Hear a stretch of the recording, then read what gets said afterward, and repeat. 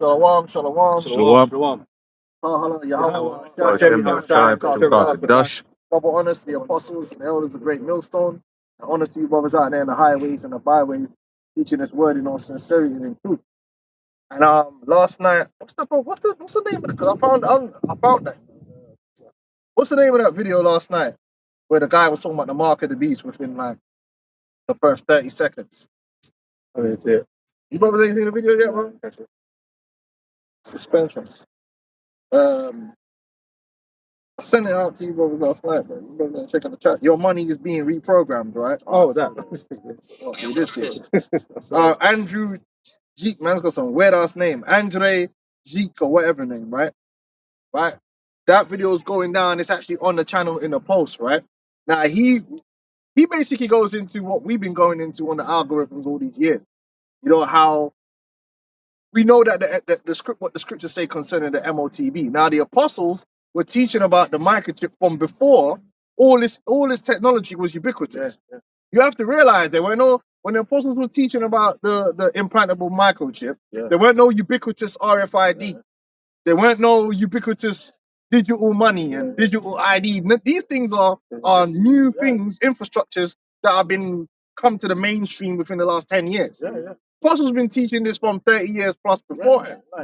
So as time has gone on, the prophecy and the understanding of the prophecy has obviously stayed the same, but the manifestation of the prophecy has become clearer and clearer. To the point now where you got this dude,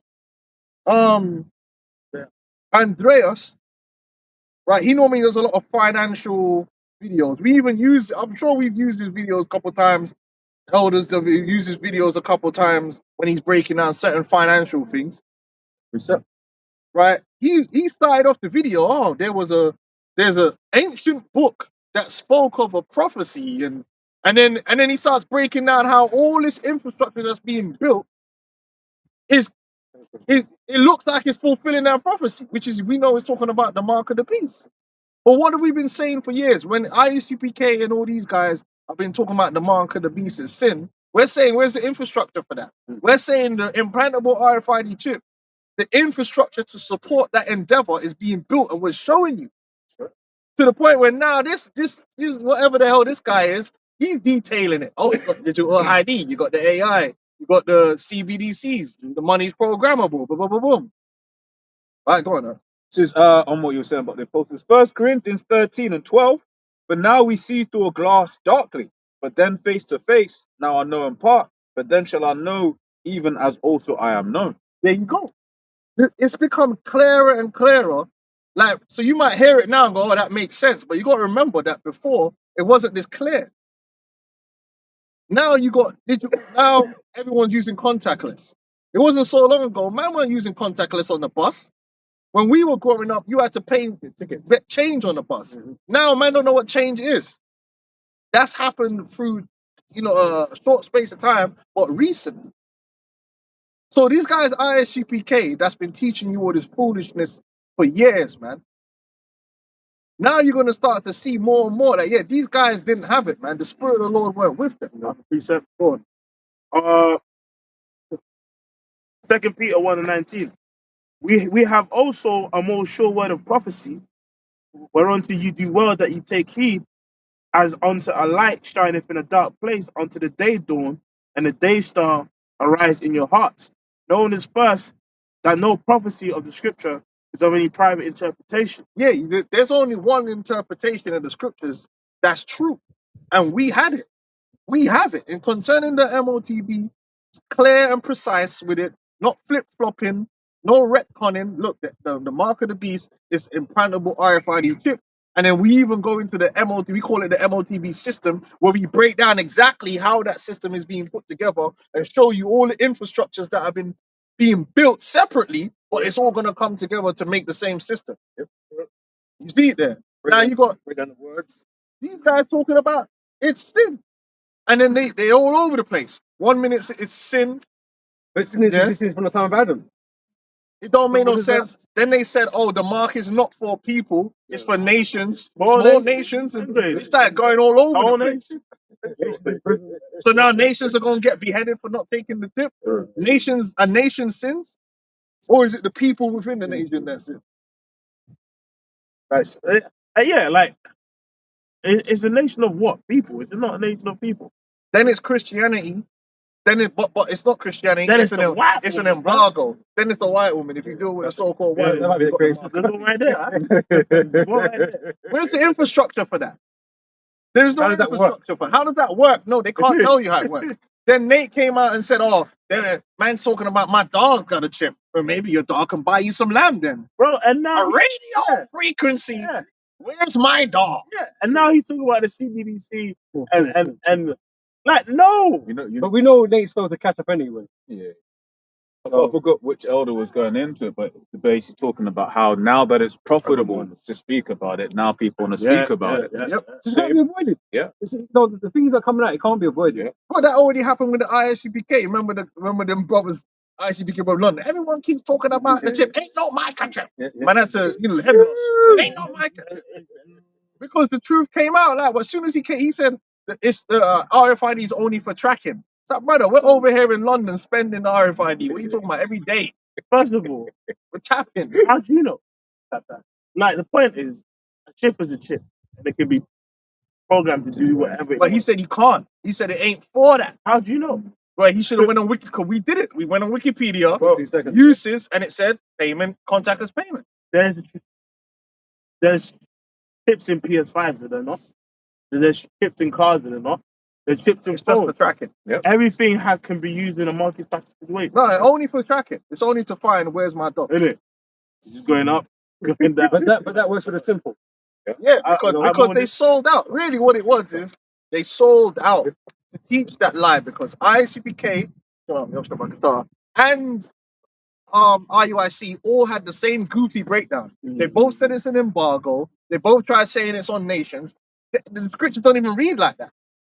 You know, so they're just making it up here to muddy the waters to get people away from what the truth is. So they refuse to go into the breakdown of the words. Yeah, the They mark. refuse Yeah, with Hebrew and all kinds of things. They're trying so much to divert. you know, they were working hard to try and now you just get random Edomites out. Oh yeah, that's Bro, they're talking about the mark. remember that dude?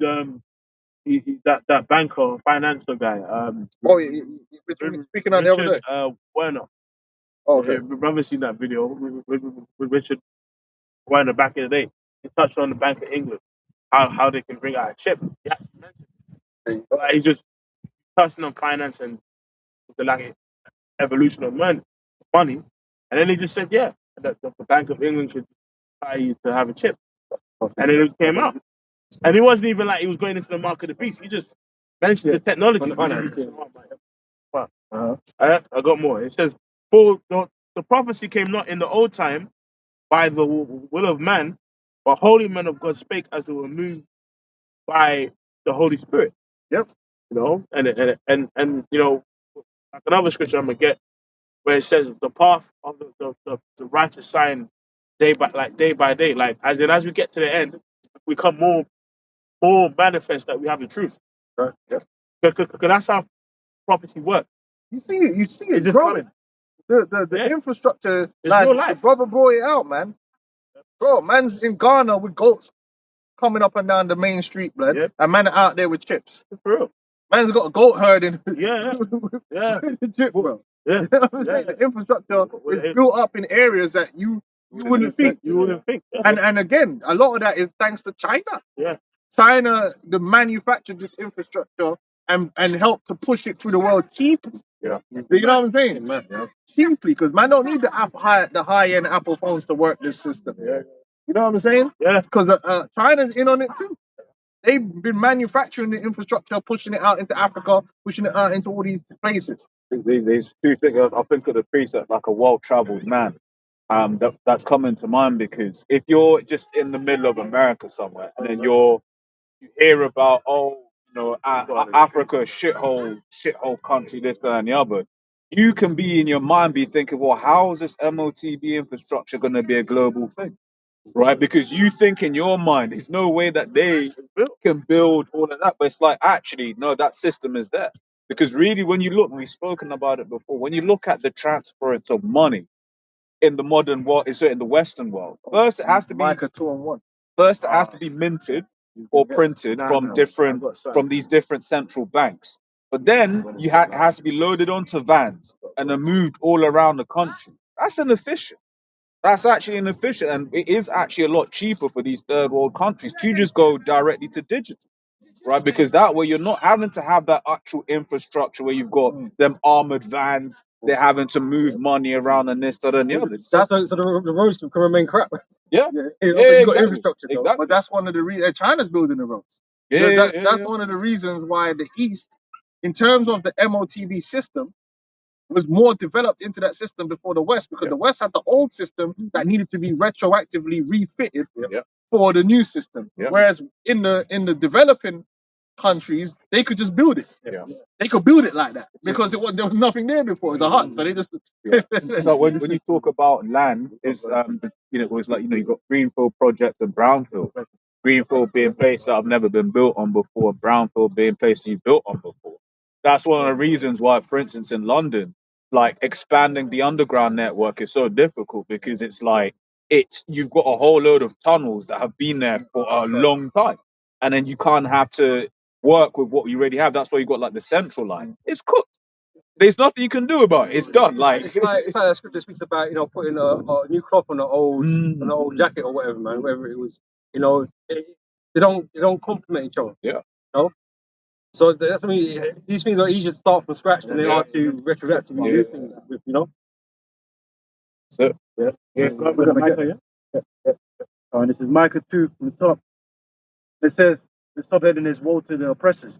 Woe to them that devise iniquity and work evil upon their beds. Right. Now the MOTB system isn't something that's just happening by accident. Like, man over here are doing this, man, and then it's just accidentally. No. These men already had a vision.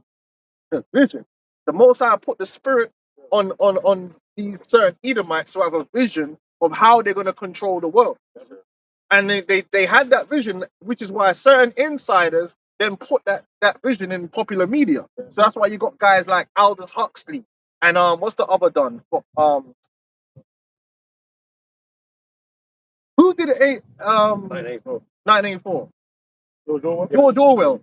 These guys were insiders. You can go back and listen to because Brave New World. Pretty much the world is becoming like that. Though in Brave New World, no one's really got a partner. Everything's interchangeable. It's all like you could be with this person, that person, and every person. People are drugged up. That's how they're gonna be happy. The Soma. You go watch Brave New World 1984. That's pretty much what they're doing. And he said it in his speech at Berkeley. Yeah, the future of humanity is a boot on your neck forever, and they're gonna use technology and chemicals to keep people enslaved to the point they don't even know they're a slave. These things were envisioned from beforehand. But once you have the vision, you now need to do what? Psalm 64, a diligent search. Now you need to put the research in, the scientists, which the scientific community is all a bunch of occultists, to come up with the technology and develop the technology to do what they want to do. And that's what's happened. They had the vision first, because that's how technology happens. There's a vision, I want to do this. Then you go and research how to do it. So now they had to research, all these different technologies that are going to come together to culminate in a system. And how do you connect into that system? The implantable RFID chip. Well, it's the final capstone on the pyramid. But if you look at those, who's that one that made that quote? You give me control of money, then I can't even know. Big my lord. The Rothschild. It was a Rothschild. Yeah. Wasn't it their father, the patriarch? It's a Rothschild. I'm sure. Yeah, I'm sure. Yeah, he was going into that because, and another quote that was made that money is the blood of a site. You know what I mean? And if you can control trade, you control life. You know what I mean? And even that quote, you will own nothing and be happy. And remember what we were touching on last week, was saying a lot of those things are like already happening. Like in terms of even like subscription services and stuff like that. Music, cars, like even these 15 minute cities. The bike. Yeah, the bike. They're everywhere now. In my area. Hella convenient. Yeah, it's like that's eventually. Remember before the You even had the powerful, no, Yeah, you know, the cars, Zip where- car, zip zip cars, car, zip yeah. cars. And they're making it more expensive to own these things. Yeah, yeah. Because now you got a situation where the straight, which by the way, the straight homos thing is now normalized. Yeah, I hope people have realized that they talked about it so much on and off, on and off, on and off. Now it's just off, and that's not even an issue no more. You clock that. It's not even. They're moving on to talk about other things now. Despite the fact that Like man's in China. Oh, they're in China, bro. The straight. Can we sort that out? Like that's actually fucking people up. Yeah. But now they're saying there's going to be a shortage of what engine oil. So guess what? Engine oil is going to start having to be controlled. So your little car that you used to commute in, you might not have engine oil for your car. That's more reason now to move on to what? Electric vehicle. Right?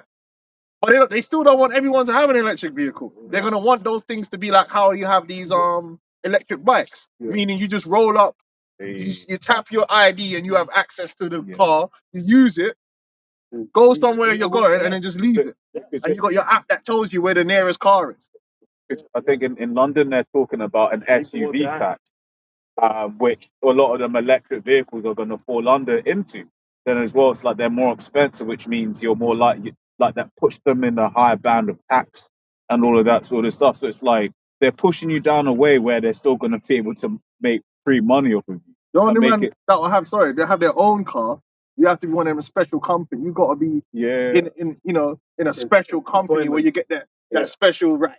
Like the nurses, they get their little salary sacrifice. And they're leases. They don't own them. It's leased. Again, you will own nothing. Slacky, I just wanted to. No, that's it. But that's how most of these, you see these aunties rolling around in the big Audis. Salary sacrifice. Them man ain't buying them brand new electric vehicles, bro. They are 50, 60 grand cars. Yeah. Them man are salary sacrificing it all away, babe. And that's how the game's gonna be. And they show you that in the film. The film. Soylent Green. Yeah. Where you got a certain position, then you might get a certain limit standard.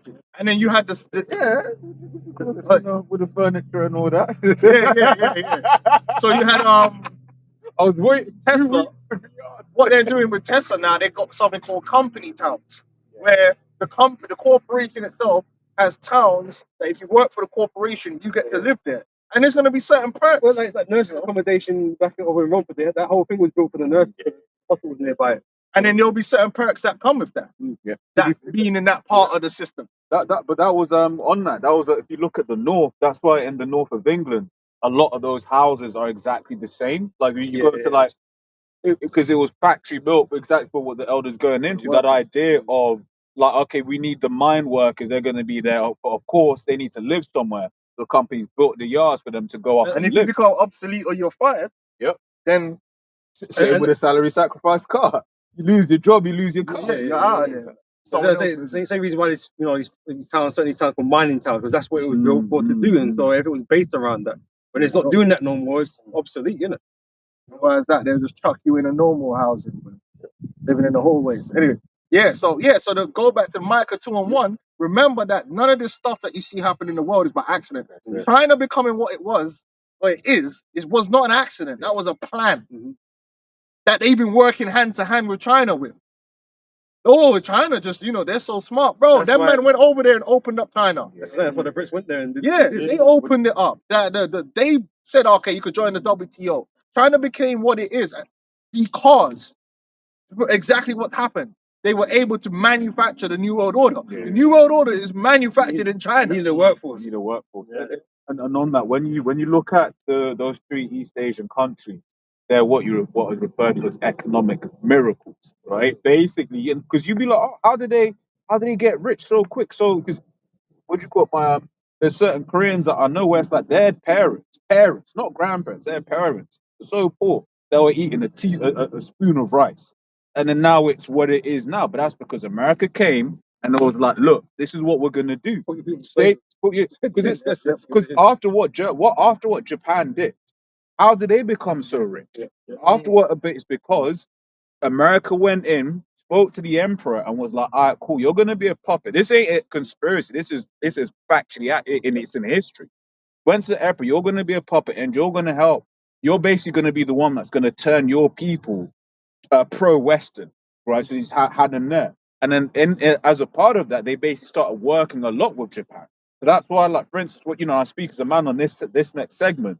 That's why when I'm seeing what's happening with the Strait of Hormuz and the fact that Japan is actually very reliant on the Strait of Hormuz, I think it's like 90% of their energy. But then you look at America, rather, who owns a lot of American bonds or whatever it is, it's Japan. So if Japan's economy gets fucked, which it It's all like, connected. Yeah, it's all connected. you know, Yeah, so then the whole thing is it's not by accident. You got these big NGOs, like for instance, the Bank of or the Bank of International Settlements and all these that have been guiding everything to where it is. And all these big corporations, a lot of the technology they have comes out of what the military industrial complex. Like Google came straight out of the CIA. This is technology like Facebook. All this stuff is stuff that was invented behind the scenes because, and by the way, the intelligence agencies are just secret societies. If you didn't know that, it's a secret agency. Yeah, and then they use these corporations as fronts, these private corporations as fronts to push that technology out, and they get favored. That's why you got Microsoft, you got IBM, you got Google, and they go out into the world working with all these different governments to push the infrastructure for control. So if I can say a quick one, Visa. when you're looking at the new Android update, when I was watching it, it was basically them telling you that, yeah, we've been able to scrape your entire life and put it together in a way that's convenient for you, right? When they're talking about how you can just like open a page that needs your passport, and because you've taken a photo of it, we can put in your passport details for you. They're letting you know we've been scraping and piecing every bit of data point about you, right? Which is what a lot of these AIs are actually for when they're on your phone and stuff like that. Because whereas you had two different bits of software that didn't talk to each other, the AI, yeah, is on top of it. So it's now reading your oh, I need it. What's the new one? Phone call assist, right? You're basically officially letting them know, like, yeah, man, listen to my conversations, translate them for me, and shit like that, right? And it's all about building and getting more and more out of you. And what's come out that people have used AIs for like legal help or whatever, but then when they've been when OpenAI and them have been subpoenaed, they've been like, oh yeah, here you go, basically showing you that anything that goes to an AI is recorded and stored for later use. They want to be they want to be omniscient, Yeah. omniscient, all seeing, the all seeing eye. You know? So that's what they've been doing. And in the Bilderberg meeting, remember when they had the Bilderberg meeting, the head of Google went there. Then 3 months later, the article saying the future is everyone's going to have chips in their brain. Yeah, because these guys they all know what the agenda is. Yeah. All these guys in Silicon Valley, a bunch of witches and warlocks, they know what the game is, and they already know. Like, yeah, we'll pick you to be the head of this next company that we're gonna put some CIA money into start up, and don't worry, you're gonna be big. Out of nowhere, like what's it called? What's this other Palantir? Out of nowhere. Yeah, man. And then we'll come up with a bullshit story about how you invented it. Like Elon. Oh yeah. Some bullshit story, yeah. You get to be the CEO, but really you're just a front man for something that was a bigger mechanism that's been operating. Ezekiel 28 from 2. Son of man, say unto the prince of Tyrus, which modern day prince of Tyrus will be this Edomite, says, thus saith the Lord power, because thine heart is lifted up, and thou hast said, I am a God. I sit in the seat of God, in the midst of the seas, yet thou art a man and not God, though thou set thine heart as the heart of God.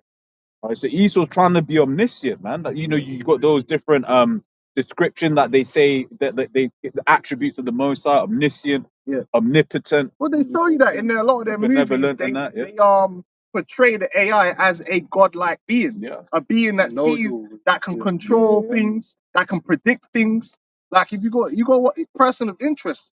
If you go watch that, it was a good series, by the way. Person of Interest. They put the Tetragrammaton as the title for one of the last 2 episodes, and they had the 2 AIs, and the 2 AIs had prophets.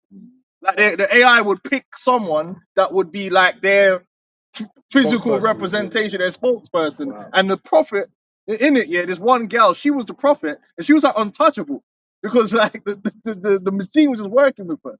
Shit could just happen. Like the machine wanted someone to have a heart attack. It would do all the calculations and set it up. Oh, this guy I need this guy to kill that guy. I already know everything about his life, so I know the triggers.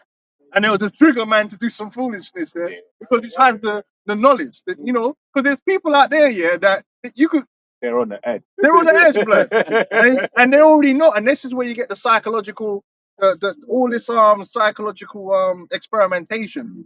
So they can manipulate people. Well, remember those there was a rise when AI or chat was getting popular of people being convinced to commit suicide. Yep. Like there was one child that got asked it. Basically, the AI was basically like I want you here with me.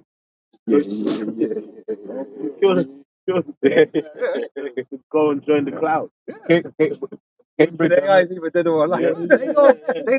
They already know how to push people based upon their makeup, everything that they know about you. They could push you and so. But guess what? Again, they're trying to be like the Most High. Because ultimately, that's what the Most High does. Yeah. When you're sleeping, the Most High will put things in you to get you to do. So that okay, like we can have MK Ultra and we can have guys go and do things and mind control them. Yeah. Esau thinks he's on that level. Cambridge Analytica was an example of that. Don't suppose we remember, but basically, which I know someone that knew a lot more about it, and basically, he was like, what he heard was it was so effective that they shut it down. You know, because basically, it's like that's how they're able to like what we see with the quote unquote rise of the far right. It's sort of like people are, oh my god, how's it risen? It's like no, because they knew all of the push points, Mass media, the mass media, the triggers, the bots online. That's why immigration has to be such a massive thing right now. Because you trigger these low IQ Baconites to bug out. They know how to trigger Jake. They know how to trigger people. Yeah, go on. So we go for Ezekiel 28 and 3. Behold, We just read it. No, verse 2. Yeah. Oh yeah, verse 2. Yeah. behold, thou art wiser than Daniel.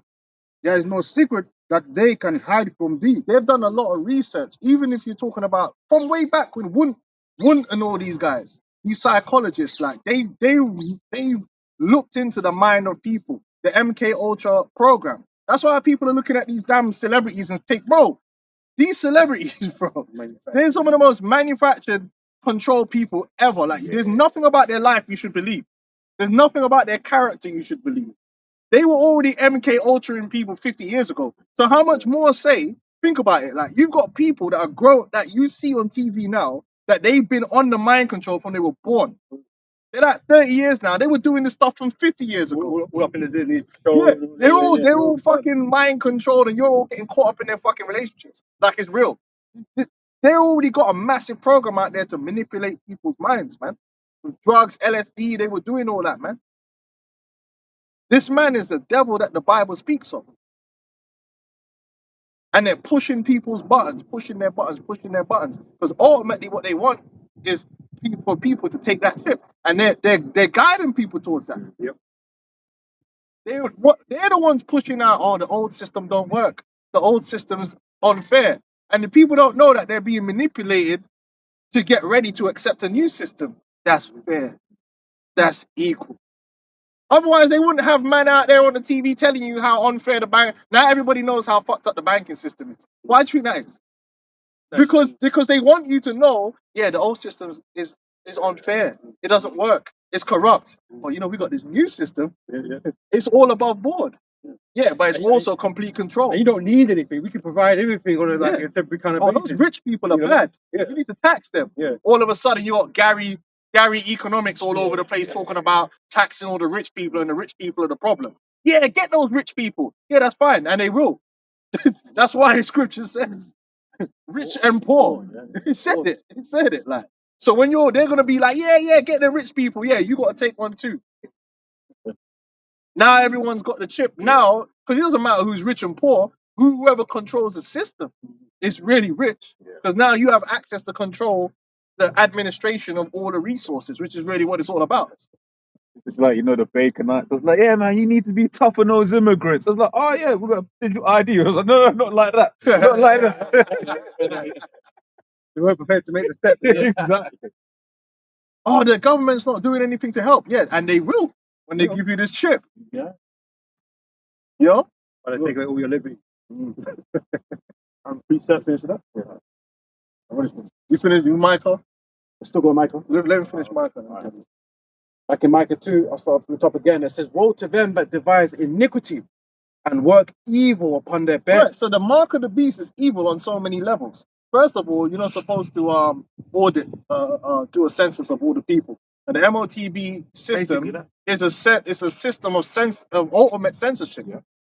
It's wickedness because really, you're not meant. No man is supposed to own everything on the earth. The Lord set up different peoples, different inheritances, different autonomies over different things. But you know what I'm saying? Like a man and his wife, that's got nothing to do with you outside of the law. But a man's wife is his wife, so I can't go and sleep with his wife because that's his property. There's certain things in the law that it allows for a man to have a certain amount of an autonomy about what he's, a certain independence of what he's doing, because that's given by the Most High. Right? The Lord gave certain nations their inheritances, and they're going to have their inheritances in the kingdom.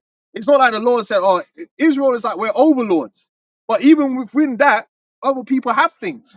Yeah, that's yours, but we're a lord over you. But that's yours. You know what I'm saying? But Esau said, nah, fuck that. I am the Lord. The Bible says the earth is the Lord's, and the fullness thereof. Esau's like, nah, I'm going to own everything. You are not going to have no inheritance in the earth. It's not Esau's position to do that. You know, it's not. And you're going to get what I ration out to you on a daily basis. He's like, what? Yeah. You got it? Yeah. Oh, you want to? Okay. I thought he was getting it. No, I was trying to find it, but what was I think the wording. going to go into one. Yeah. And guess what? That was a miniature system. And guess what? Yeah, it's poetic. The Most High is a poet. Yeah, because the man that wants it all is going to be the man that ends up with nothing. You gotta love that. Justice. Talk about the census, and one of the things I always think of in the MOTB infrastructure is the Georgia Guidestone, where it says maintain humanity for high, low. So they go no. Balance with nature. They go no. They go no. Oh, 5 billion and one, someone's gonna die. One of the problems they've created here is they've taken away the order when it comes to sex and families and peoples. So they've destroyed, men and women are destroyed. The manosphere feminism is completely that men and women can't get along. On the internet especially. And the internet is where we're going to be living. So it's cooked. Right? So then now you got a situation where the youths are cooked. And most people actually think children are a bad thing. Well, bro, I'm going to say most people, a significant amount of people, let's put it that, think children are a bad thing. And they're looking at anyone that has a lot of children as you're a bad person. Remember, they already ran the propaganda. That's a welfare mom, or you shouldn't have all these children if this, that, and the other. And they've given these women license to go and have children willy-nilly. And now people see that as a problem. So now they can step in and say, you know what, right? Brave New World. You're only going to be able to have a child if it's permissioned. Other than that, you'll be on birth control. Well, it has to be for permission anyway because Esau's making you infertile. There you go. And he can make him in the lab, right? So you're gonna have to have those credentials to go get one. And now there's movies. Do the baby. That show. There's plenty of that thing. The woman from that Black Starship Troopers. Well, here we go. You got in Starship Troopers. The reason they joined the army to fight the bugs was that you could only have children if you did military service. The movie The Fortress. The whole reason why he was put in the fortress with his wife was because she was pregnant, and they tried to escape the border across America, and they caught them because you're not allowed to be pregnant unless the government allow you to. There's plenty. They were already predictive programming putting that into the air because they want to control that. That's how you maintain the population at 500 by controlling the resources and controlling reproduction. Which let the Lord be in control of that. Well, Mr. Gates spoke about that with his whole program, the African thing. So family planning. That's obviously that's what these elites talk about in their Bilderberg meetings and so on and so forth. Yeah, obviously. But when you look at the birth rates across the world, and you're seeing how bad it is, like you would when you read Genesis, it speaks about be fruitful and multiply. You would think that this would actually be an existential crisis. You would think that would be like, nah, you know what? Everyone down tools, get a bedroom, like, and get it down. Because when you look at like replacement rate, you have a lot of nations that are below replacement rate. Then when you look at nations that appear to be at or above replacement rate, really it's immigrants. Like when you look at England, England's actually got a bad birth rate. You just got a lot of immigrants in England. And then guess what? Once they're here for like more than one generation, they too have a low birth rate. Exactly. Because they're because it's a mental disease. You be at work and man go, yeah, there's too many people. I'm like, bro, what are you talking about? Get some education. Do you know how big the earth is? There's not too many people on earth.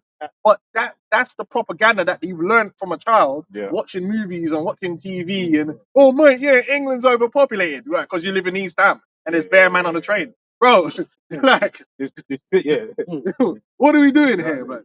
What are we doing? Sit on a train up England. Meanwhile, the WWF Worldwide Fund is buying up all this fucking land everywhere and calling it nature conservation. We need to preserve nature. Motherfucker, we are nature. Demon? We are nature, bro. Free up the land. Have that precept. Yeah, get that precept. Then we get that. No. Psalms 24 verse 1, the Psalm of David. The earth is the Lord's and the fullness thereof, the world and all they that dwell therein. Everything belongs to the Most High. Now, the Most High is going to place Israel as rulers and stewards over the earth. But not in the way Esau, like Esau's thing is, it's too much, man. Who do you think you are? The Most High is still the one, and that keeps you humble. Esau just wants to say, like, I own everything belongs to me. That's what I was saying the other week, man. It's like, what Esau wants is the Most High's power, right? But how Esau wants to use that power is way more invasive than how the Most High uses his power. Because he controls everything, but he's like, you still got the mindset of that you're free to do liberty. Yeah. But Esau don't even have that. He don't need to think nothing. He don't need to, he wants to control every element of what you do. I mean, because the Lord's power is like, it's blind. It can't be matched. Micromanagement. Yeah. Esau wants to micromanage people. Most I don't micromanage. And then when you break it down, right, it's arrogance. Because to think that you could create a system to manage this, bro, a system built on a system that already exists. Yeah, it's arrogance, bro. The Lord said it, and the Lord said even the hairs on our head are numbered. Yeah. But you think, okay, if I build a big enough computer, I can. Bro, what is it? You know how crazy that is? A sparrow don't drop unless the Lord says. So, like, those birds are perked up and dipped. It's all part of the simulation. It's like, we can't just stop. Like, just what they say, don't go in your corner and make it. It's arrogance. To think you can match the Most High. It's arrogant, but the Lord gave him that arrogance, and that's what he don't say. Understand is the Lord is the one that really he's part of the simulation. The Lord put that in you to do these things, so to just show that you're a fool. Make Esau think he can do it better. But have you ever seen them lines when it's like two different bodies of water meet, and it's like salt water and fresh water, and it's just a line, bro.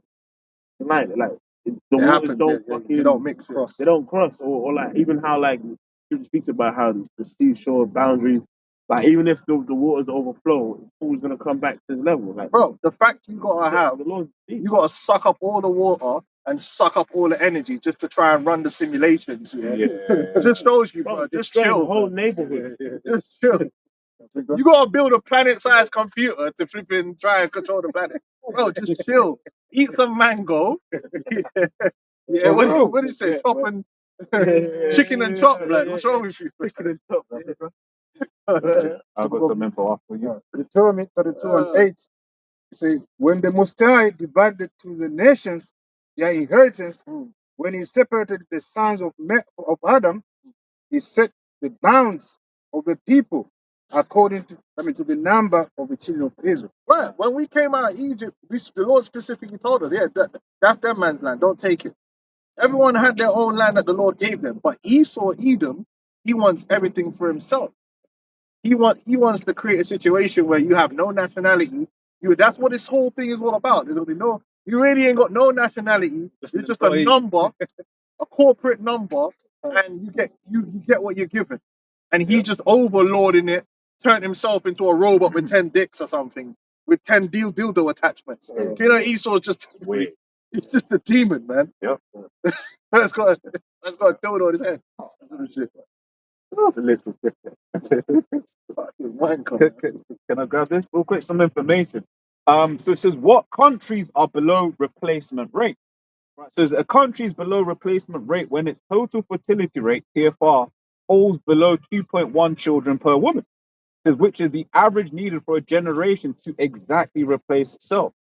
Globally, over half of all countries, more than 130 nations, are now below this threshold.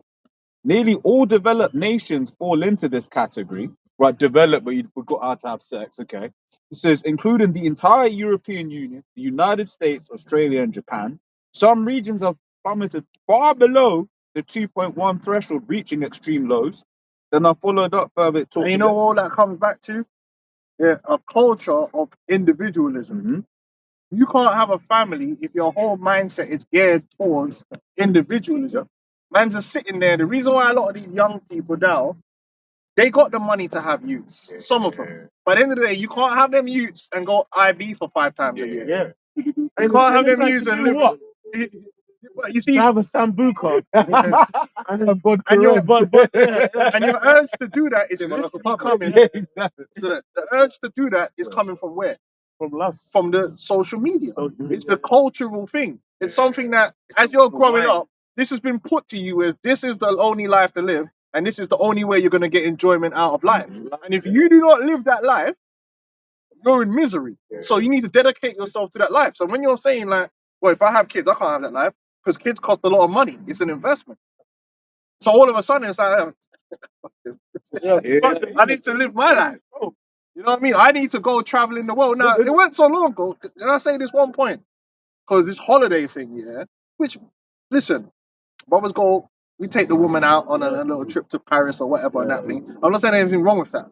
But I sometimes have to tell my woman, you need to take things into perspective. If you go back not so long ago, traveling was reserved for dignitaries and merchants. Yeah.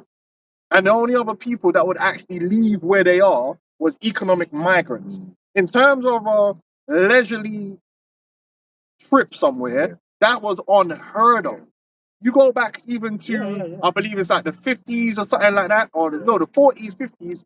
Even in the UK, you had internal holiday making that was reserved. Places like Brighton, that's talking about the rich. The rich Edomites would go to these fancy hotels for retreats that were, I think they were even being, what's the word? Prescribed by doctors. Oh yeah, go for this retreat. And they would go.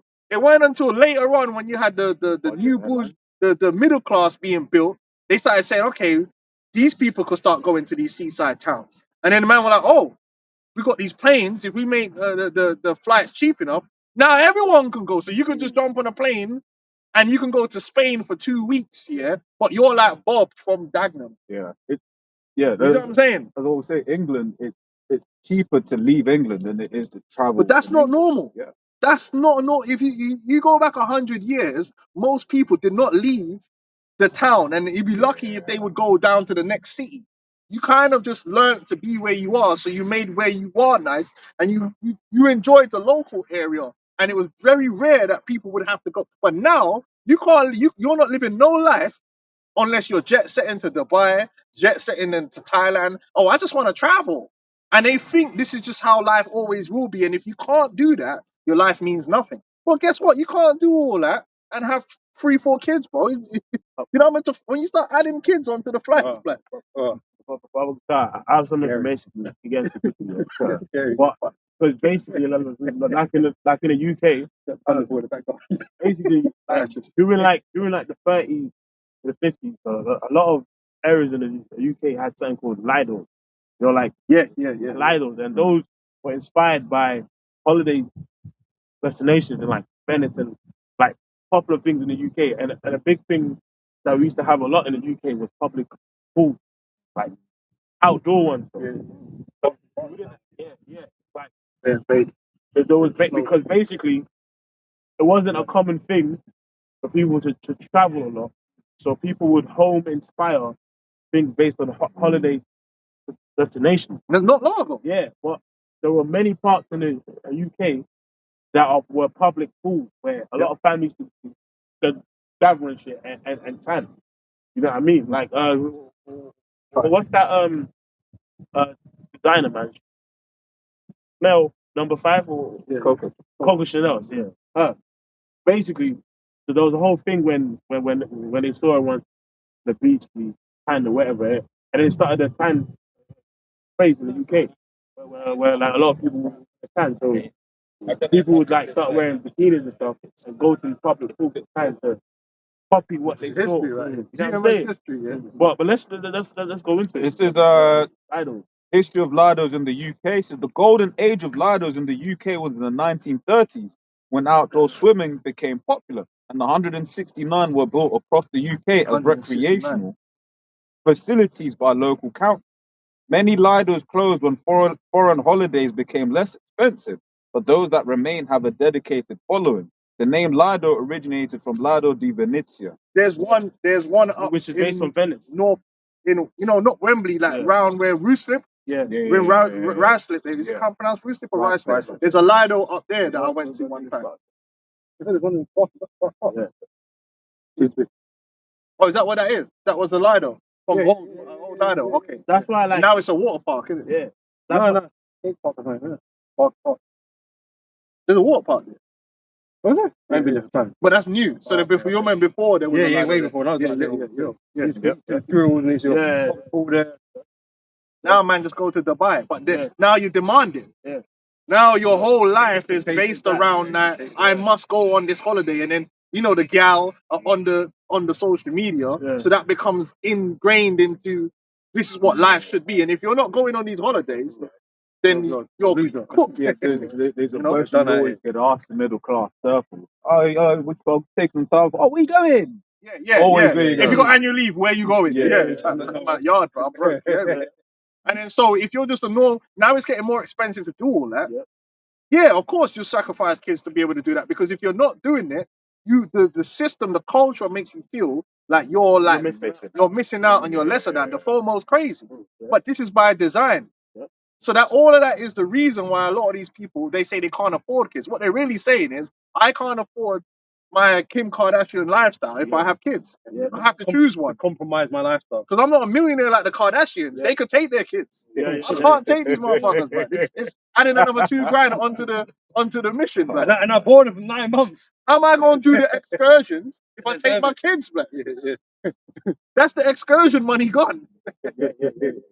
It's real. It's real. That's part of the reason why a lot of these people are not having kids, because kids cost so much, that it takes away from your ability to live that social media lifestyle that has been pushed for you. Can I just finish off this bit of information about the show? So then I followed up and I said, theoretically, how many years do these countries have if nothing changes? Right? So theoretically, a country with a fertility rate below 2.1 would never completely disappear to zero because the decline follows exponential curve. However, it goes and says, in practical terms of economic and societal survival, a country has about 50 to 100 years, 2 to 4 generations. Then it gives a list. It says, so it says country and then years until generation half. So country South Korea has 20 years until the generation halves. China, Spain, and Italy has 38 years. United Kingdom has 63 years, and the US has 88 years. So basically, obviously we know that the Lord's going to come back. We're going to be out here soon. But when you're hearing those numbers, when you're hearing no more authentic pastor in 40 years, you'll be, just over 40 years, you would think that you would put more effort into things to basically change that. Right? But what does it prove? It proves that, as the scripture says, that this man is as death. You don't want people having children. Right? Children are demonized. Yeah. What's one of the things I know from Professor Zhang pseudo Professor Zhang says you don't say Professor Griff is pseudo. Yeah. You didn't say Dr. Dre, pseudo Dr. Dre. But basically one of the things he said is without modern fertilizer, you can't support 8 billion. You can only support 2. So what are they telling? It's about to be a culling. Hey, we was gonna go into it, but they're already pre setting up the whole thing of eating less, starving yourself, because the whole obesity thing got out of control. So now they can come back and they said, "Oh no, we need to control this." Problem, reaction, solution. Where was we in the scriptures? You read that? You still have I- Micah 2 and 1. Still more. I had a precept. Yeah, go on, read the precept. This is, Yeah, so a lot of this stuff, like, it's by design, it's a culture design. They've affected these cat people. Now all these people are cat people because it's cheaper to have your cats. You should just have one cat. And it's bare cat people. Some people turn themselves into cat. Yeah. That's pay taxes. Oh, I'm seeing people cut their tongue now. Half and shit. It's like, fucking Cat ladies are out here. They got no kids, man, and it's mad. And there's a lot of people out there. They've made it hard for you to have kids. The childcare payments. expensive.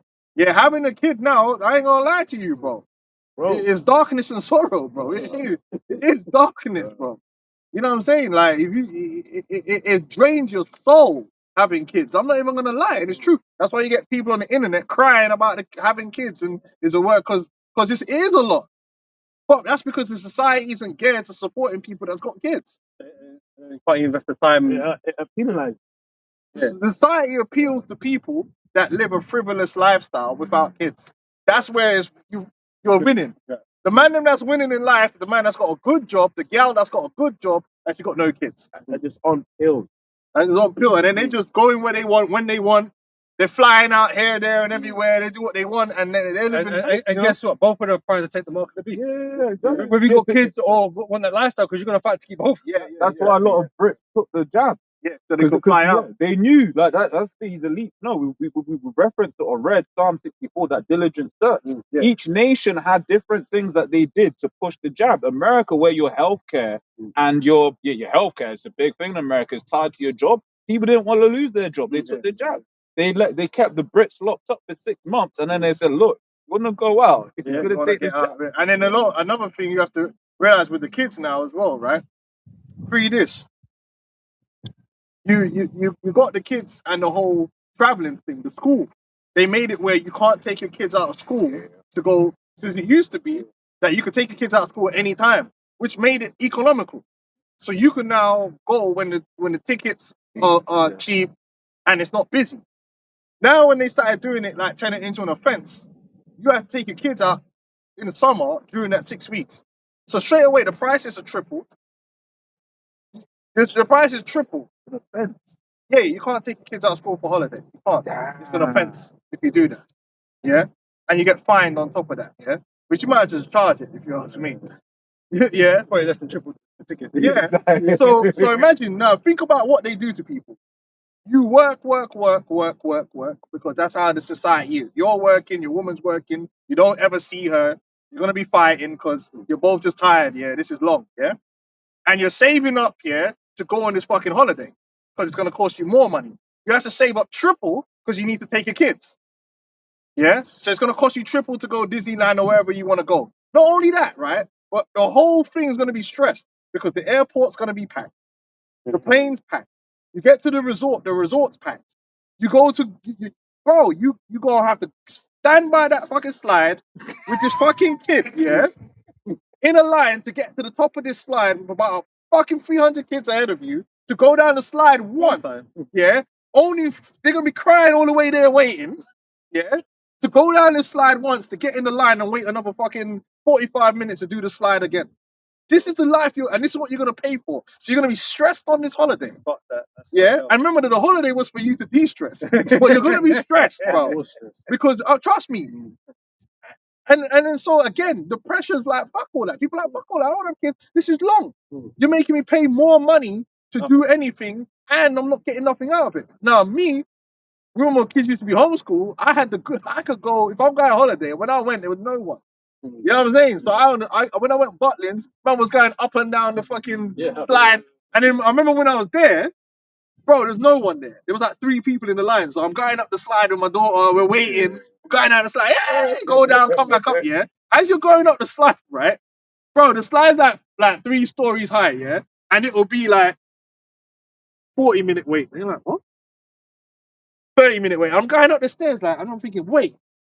When this place is in the summer, you telling me, man, I'm waiting for 40 minutes to go down once?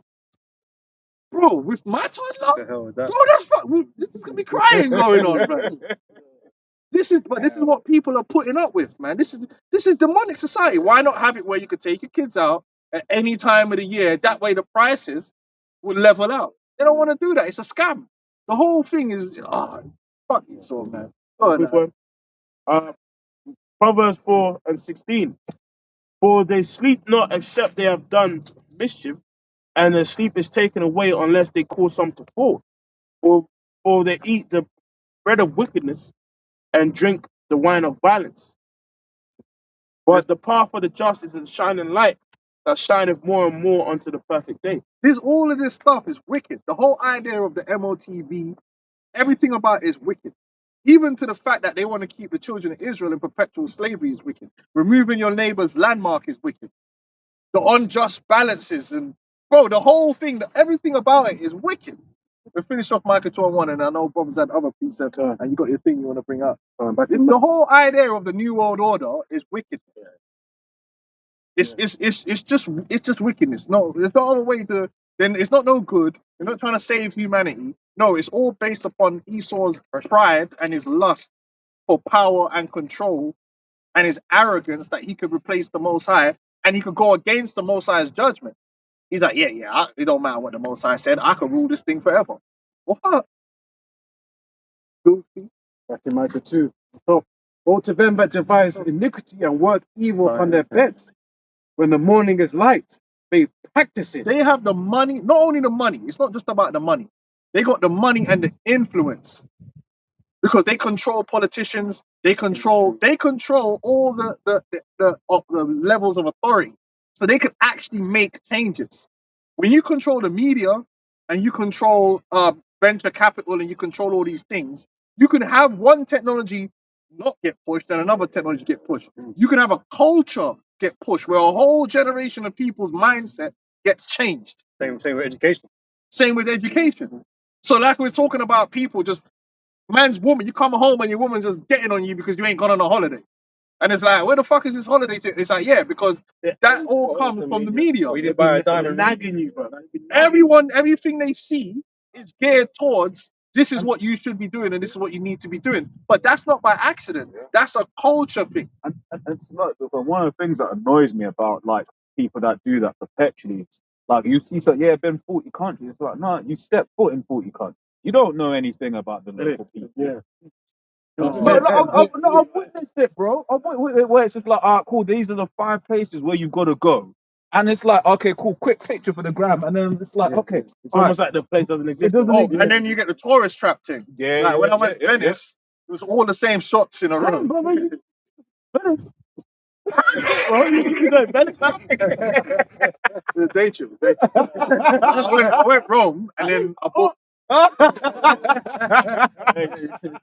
saying that, but there's brothers from Venice. Yeah, but Venice was a tourist trap to the most part. Yeah. You know, the heart of the city, when you go there, no one that used to live in Venice lives in it no more. They can't afford to because BAM came in and bought up all the houses for hotels. So everyone that's there in Venice that works there don't live there no more. There's no real heart to Venice. They all live outside of Venice and they drive into Venice to work. So it's all tourists and then the same 3 shops on repeat with the same things. Like people don't live there. So it's not got that experience of when if you went there like 70 years ago, it was actually Venice. And once again, when people do go to these places, they just go to the places that they're told to go, which will be these tourist traps. It's like they don't go and, like, once again, you spend time with the locals, you understand, okay, what is life you like here? Because hell, exactly. Well, I was thinking about this the other day. So they've created this tourism culture. You're doing the same thing in which a lot of places, tourism keeps people alive, but it's not helping them. Like Jamaica, tourism, there's certain men that get to work in the hotels, but they don't own the hotels. The hotels are owned by Edomites here in the UK and in America. Just like the beaches. The beaches. A lot of the locals don't even go to the beaches for tourists. So instead of Jamaica's industry being based upon making things and something that might benefit the Jamaican people, tourism itself doesn't necessarily benefit the people as much as what people think it does. But guess what? You're becoming dependent on it now. Now, what's going to happen now with the jet fuel and all that? All these places that all of a sudden were dependent on all these people being able to come there, they ain't coming there no more. They're going to end up like South End. You know what I'm saying? You're gonna start seeing that. Like a lot of tourist destinations, real quick, are gonna start dying, bro. Interesting because you know why I say that? Because I actually saw a YouTube right there. He basically traveled to the conflict or problem. I saw about that. They after the conflict. Yeah. So like, let's say That's a joke. like I hear it because he's like he went to Turkey after they had the earthquake. He's like, yeah, I feel like 100%. I was like, you know what, I hear it. He said like he said, you know, Man, they went got to Gaza. no, I think he does stuff like that. He said, you know, when they go to places when it happens, there's no line. Like you know, there's nothing like it's the 40-minute wait. I said, I hear it. So now you're gonna have that situation where tourism is gonna is about to die because they don't want people doing that anyway. They want you on the VR. The VR thing is gonna be the new thing. Your holiday now is gonna be if you're a good slave and you get to go home You get an hour. and you get an hour in some made up place in Mars. So for recall, that's what it's gonna be. You're gonna be on a holiday in the VR. You're gonna get a hot babe. You know what I'm saying? You know, and then a robot might come and wank you off while you're in the VR. Man. You know what I mean? Because Arnold was on a vacation, isn't it? That's why he went to the Mars. Yeah, that's what it's gonna be because they're about to do away with that whole traveling and doing all that stuff because that was a temporary thing that they brought in. The only people that's gonna be traveling throughout the world are the super elites. So the proof of that is in France you've got a law in France that says if you can go somewhere in under 2 hours by train, there will be no flight. So for instance, technically speaking, up for that for us here, that will be let's say London to Manning, right? They'll basically block that flight unless it's a private jet. Private jets can do that journey. Under 2 hours, you can't. So the world's already changing. Yeah. The world is, and that means the Airbnbers, they're cool. Because Airbnb, they ruined a whole load of cities. It's like you have a lot of places that have a housing shortage explicitly because of Airbnb, right? So that's why, for instance, in London, you've got the 90-day rule or something like that. You can't let out your property for more than 90 days in a year. Other countries, it's similar. You can't let out certain properties of a certain designation because it, like, once again, people are like, "Oh, we can't live here anymore." Even the cruises are getting demonized, right? Yeah, you could the Hanta virus, and cruises is like where all the old people go. Saying like they're the only ones that can afford a cruise. Really, a proper cruise anyway. They got them little cheap ones. Take better time to save up. Isn't it? Old. People spend the whole 10 grand. Yeah, people spend the whole working life. So like that's their final goal. Caribbean cruise. You see they're going to do the they're going to do the slave run and then come back and lecture you. Oh yeah, I went to Ghana and you know it's terrible what happened there. You know what I mean? Like we was in Ghana and then we went all the way over. Where we go, love? Jamaica. Yeah, they showed you. You know where the terrible that was. Even that thing. What's that thing? Where they got the pole and they go. Limbo. You know how many Edomites have lectured me about the fucking apart? Like, I remember joking. Been there. Yeah, we was on a cruise and it went the same route. Except, bro. Disrespectful. You're gonna find it. We're gonna go on. We're gonna put you on a real Caribbean cruise, man. I got something. Isaiah 24 from 7 says, "The new wine mourneth, the vine languisheth, and all the merry-hearted do sigh. The mirth of Taberah ceases, the noise of them that rejoice endeth." Like you know, the whole bar clubbing industry, like Shoreditch is done. Like people are broke. People. That's another reason they can't have kids because they're barely managing to live. It used to be the young people could just load up on credit and go and do madness. Now it's like go Tesco, get a few beers and go on COD and just chat with man there, because it's peak to go out. Pints are like £10. Man ain't got the piece. And the thing is, there's a whole economy built. But there's a whole economy built off of that. Because if you think if people aren't going out, guess what? People aren't taking Uber. The kebab shop ain't getting any. I spoke to an Uber driver. He was like, right. Not to do virtual parties. Well, that's what they did in COVID. Yeah. Do you remember they had they'll have like a silent ring? Niggas skanking in Telling them why. headphones. Niggas skanking in headphones. That's got a VR booty. Yeah, like niggas. Metal booty. Yeah. Ah, you know what I mean? Well, live It's got a streaming- triangle booty. Oh, innit? Hexagon, you know the hexagon. Gonna- That's why live streaming's big now. Yeah, Live streaming, oh bro, these men love the fucking kick streams and all yeah. that, man. Bro, remember That's the new thing. He's the same man in COVID. They had the festivals where they have a table and a platform where you just sat on a platform looking at the stage. No one can interact with each other. Crazy. But like we're saying, all this stuff, like these companies that come out of nowhere, they get the funding, they get the push, they get the government contracts. They can do that. So you got all around the world, all these infrastructures are being built. That's because they want it to be built. They want it to be built out. Do you understand what I'm saying? They have the power to do that. Netflix doesn't make a profit. So many big companies, you're like, rah, this stuff don't need to. As long as these men give you the cosign, you're good. Tesla, Tesla's dog shit. BYD is already better than that. BYD, them men are actually what Tesla's supposed to be, but he's the richest man in the world. Have you seen the Huawei car? That's what I said. You Bro. think that whoa! It makes crazy. Rolls Royce look cheap. But they can do that. And it's a phone company. Google, I remember. Do you remember Ask Jeeves? Yeah. Right. I remember in school, and I don't know if you remember, but in school you had Ask Jeeves and Yahoo and all this stuff, yeah. And I remember specifically somehow the teacher was telling us to use Google, and then Ask Jeeves just died. All them other ones just died. And what's the number one search engine? Google. This is not an accident. This is not an accident, man. I'll say it was Windows and Microsoft PCs and Bling. That's not on that because earlier on I was talking about the Android update, right? Where basically the AI is going to sit on top of your phone and it's going to be able to read everything, right? Apple never made their own AI. Well, they tried with Siri, but yeah. Who's Apple partnered with for their AI? Google. So it's like now it's so you be like, oh, I'm gonna get away from the Android because it's got that, and then you go to Apple, but Apple's the same thing. It's all the same thing. It's all the same. The companies, they act like they're competing with each other, but they're on the in- top, they're assist all, each other. they're all working for the same goal. And then you get these stupid podcasts that will be like, oh, what do you need to do to become a billionaire? They don't ever tell you, look, man, you need to be juiced in. All right, you need to cheese.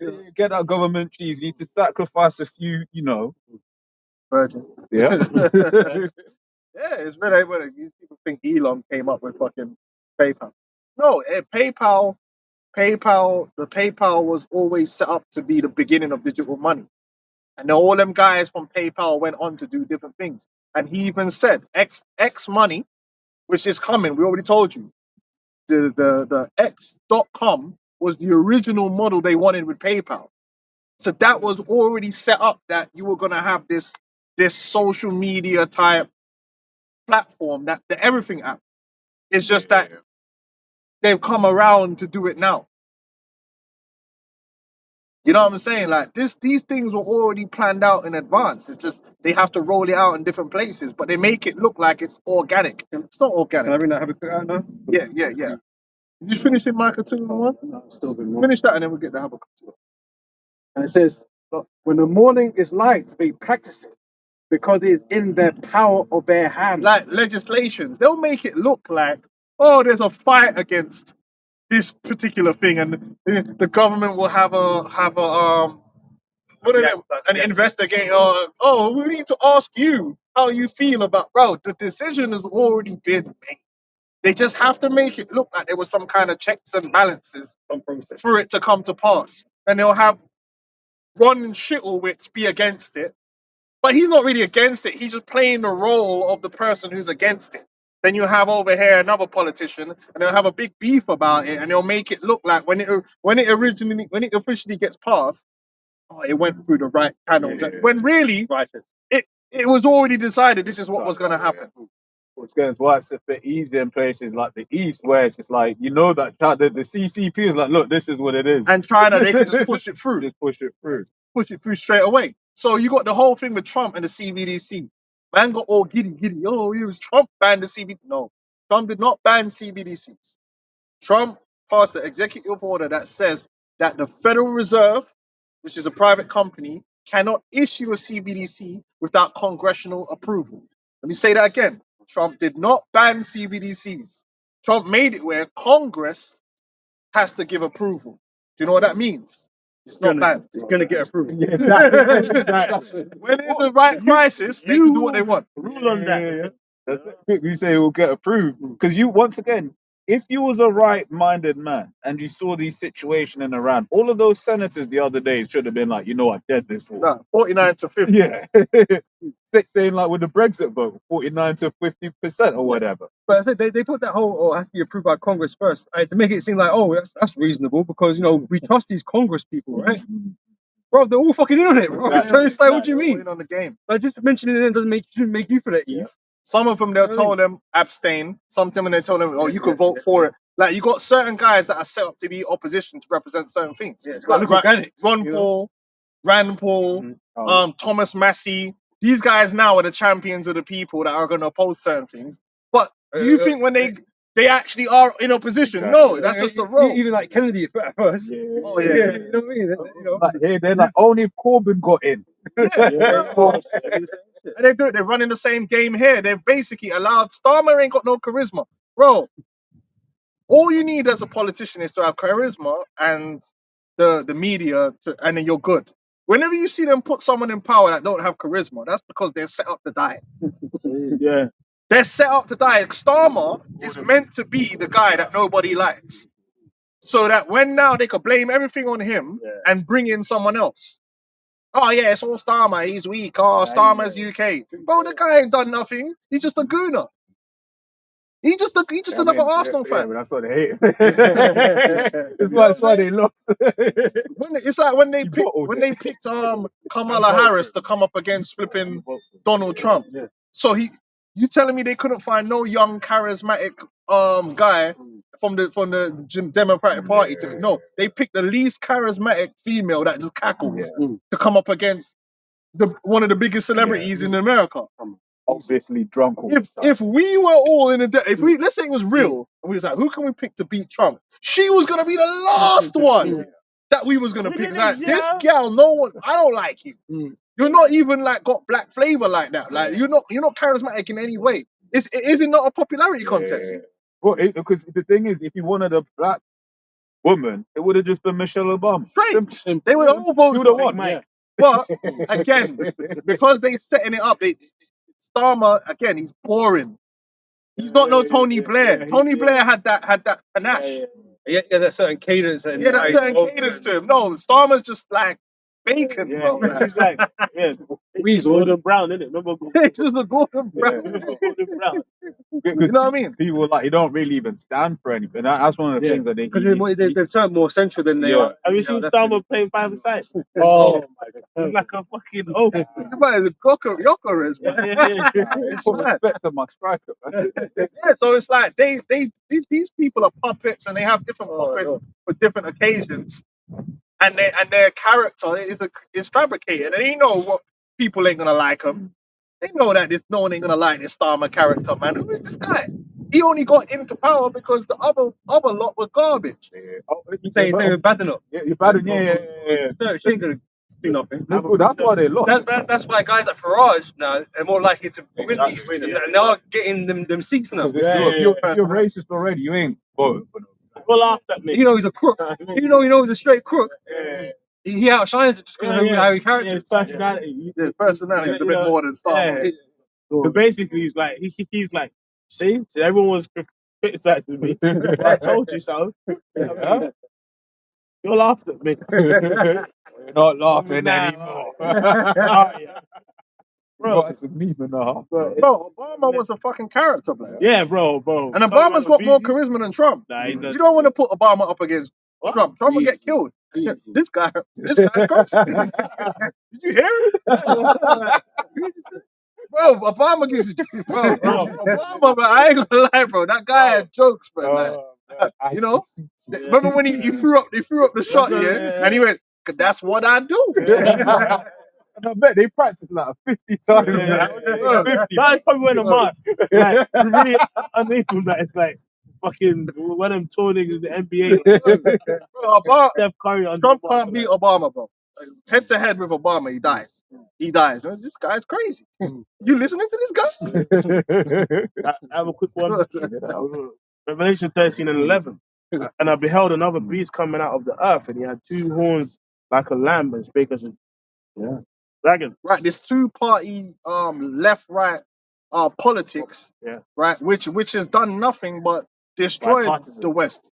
The West is gone downhill through left and right politics because they swing from left to right, and both parties basically sell you the same thing but for different reasons. They repackage the same agendas, and it just keeps going forward in the same direction. That's why these men thought Trump was going to be the one to break that cycle, but lo and behold, he hasn't.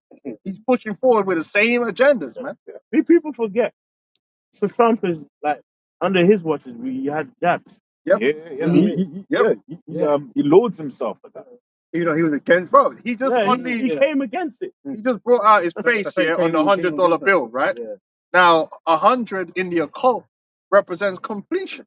So what they're letting you know is that he's actually pushing towards the completion of the New World Order. But that was his job. That's what he was inaugurated for. He wasn't inaugurated to save the American public. He even came out and said, "Oh, when you did the thing in the Strait, did you have the average American?" He said, "No. What the fuck about these guys for?" And then he came out in another interview and they said, "Oh, who did you do this for?" Well, we didn't do it for us. We didn't need it. We did it for Israel. We did it for Saudi Arabia. We did it for China. And I'm like, yeah, can't you see? This whole thing is about a global restructuring. But he came in on America first. For America first. You guys thought he was gonna build back the old factories where you could go in with a white tee and get it all dirty and you're on the construction line. Yeah, I'm gonna get my job back. You're gonna be there. That's the sound of the man working, and you're gonna be with sledgehammers in your hands. What's wrong with these people, man? But once again, which I don't know if that's what this brother's gonna go into in this post. But it's like when we look once again at like the so-called third world and how they've leapfrogged the West in certain technologies, is because when it was time to build it, it made no sense to build it the old way. Old way, man. Point I'm trying to make, bro, over what the elders just gone into. If you're making a factory today, you do not design it with people in mind. It makes no sense. You don't even need a mess room. Yeah. Some little mess room. You don't got no workers, bro. Because like when you look at like, especially if it's one of those bigger companies, you want to attract top talent, as they call it. You have to have a lot of perks. That's why when you go to Google's offices and stuff like that, you've got like free food, and it'll be like top quality food. You can just go there, eat breakfast, lunch, and dinner. Facebook. There's people at work, Facebook sleep at work. Yeah. That's where they live. You know, they got breakout rooms, they got showers and exactly. PlayStation console rooms. Basically. But it's one. But the point is, like, Nice. the point is, it's like if you're trying to tap top talent, you have to have a lot of perks. If you're building a factory where actually you already have a system that automates this, you just go full automation. China, especially if they're getting China to build a factory. China, what you got? Xiaomi, that phone, another phone company. Xiaomi, It's called XIAOMI. Yeah, Xiaomi, that company. They make a lot of different things. They make cars as well. Those phones are really cheap. But once again, it's because you don't need humans in the loop. And there's no brand, no marketing. No marketing and that. And as soon as you take humans out of the loop, let's be real, like that's why America got rich, because of slavery. You didn't have to pay your workers. In fact, in China, they're starting to have an employment problem. Yeah. Because a lot of their manufacturing is becoming automated. And then, so a lot of their people, but they already prepared for that. That's why their population is going down anyway. They can't even go back to the rice field. Because Gorowa's doing the rice field. The only thing that's keeping them going is there's a lot of cheap public services. So you can get by because they provide for the people in that way. And again, this is another methodology of Esau is why, because if you're about profits and capitalism, people don't need to be in the equation. Yeah, who do you benefit? To remove. Who is your system built for? The profits of the corporations or the workers? It's not built for the workers. It's built for the whatever benefits the corporations and the system as a whole. So when he's talking about making America great again, he's not talking about the average guy. The stock markets are great. For those that own it. So they own it. You know, there is legal definition for that in the case Dodge versus Ford. Because Ford was like, look, man, we want to take these profits and put it back into the company and into our products that we make. Dodge was like, nah, We trying to pay the shareholders of Dodge. Was like, nah, we want to get paid. And guess who won? Dodge. So now each company has a fiduciary Fiduciary responsibility for their shareholders. It's about serving a new world order. It's about you are just a human resource It's the same way and expendable. same way the slave owners, they just finished getting paid their compensation. But the workers, the slaves, They never got they compensated. get nothing. You got to figure it out. You got to figure it out. You figure it out. So when he's talking about, and now when you hear them talking about, well, you go get a trade. Trades are cooked. Listen, if you now got a system, where you got all these people now, there's no jobs for them. What? So you're all gonna go learn to be an electrician? So then what does that do to being an electrician? It oversaturates being an electrician. So now you're just broke. You're just what Brave New World? You got the little gammers, the little Oompa Loompa thing. That's all you are. Just an Oompa Loompa that can do some plumbing. The reality is that loads of people are going to be obsolete no matter which way you slice it. Everybody can't be a plumber. Everybody can't be a carpenter. Now, the money is going to be in the training because just like SIA badges, a lot of men are going to get the badge and not be able to use it. A lot of men are going to do the training to do a lot of these trades, but the job's not going to be there unless you want to move, unless you're going to leave where you are to where the job is. Because even if you get trained to be a carpenter, what if there ain't nothing going on where you are? Now, are you willing to go to the next state? And then what does that entail? Yeah. Well, it's sort of like on the point of training back in the day. And the thing is, talk about even 10, 15 years ago, where it was like, if you got yourself a computer science degree, you were set. Now you got a whole load of people that are getting computer science degrees, i.e. they're getting the training, but there ain't no job for if you've got no experience. That can be done remotely. Remotely. They can hire a don. Yeah. They can hire a don in India, and he can live like a king in India on a fraction of what they need to pay you, and that's what they've been doing. Just opening up an office over there and over there. And because you Edomites think you're so special with your high IQs. Bro, you can get any people and give them some education, then they're going to do the job. And the thing is, they don't need as much. Because once again, because that's what Google have been doing. They've been offshoring a lot of their, and all of these companies, to be fair, offshoring a lot of their work to cheaper markets. Because once again, the American public, they're used to certain things. If I was going into it, it's like if they're going to be like, look, man, we've got private chefs that are in these offices. In India, it may just be one or two aunties or whatever, right? And the wage bill is significantly less. But then what they can do to not spook their investors is that they can say, oh, yes, because of AI. Yeah, they've been lying. It's called AI washing, right? Because if you're cutting 600 jobs, your investors are going to be like, why are you cutting 600 jobs? Is everything okay?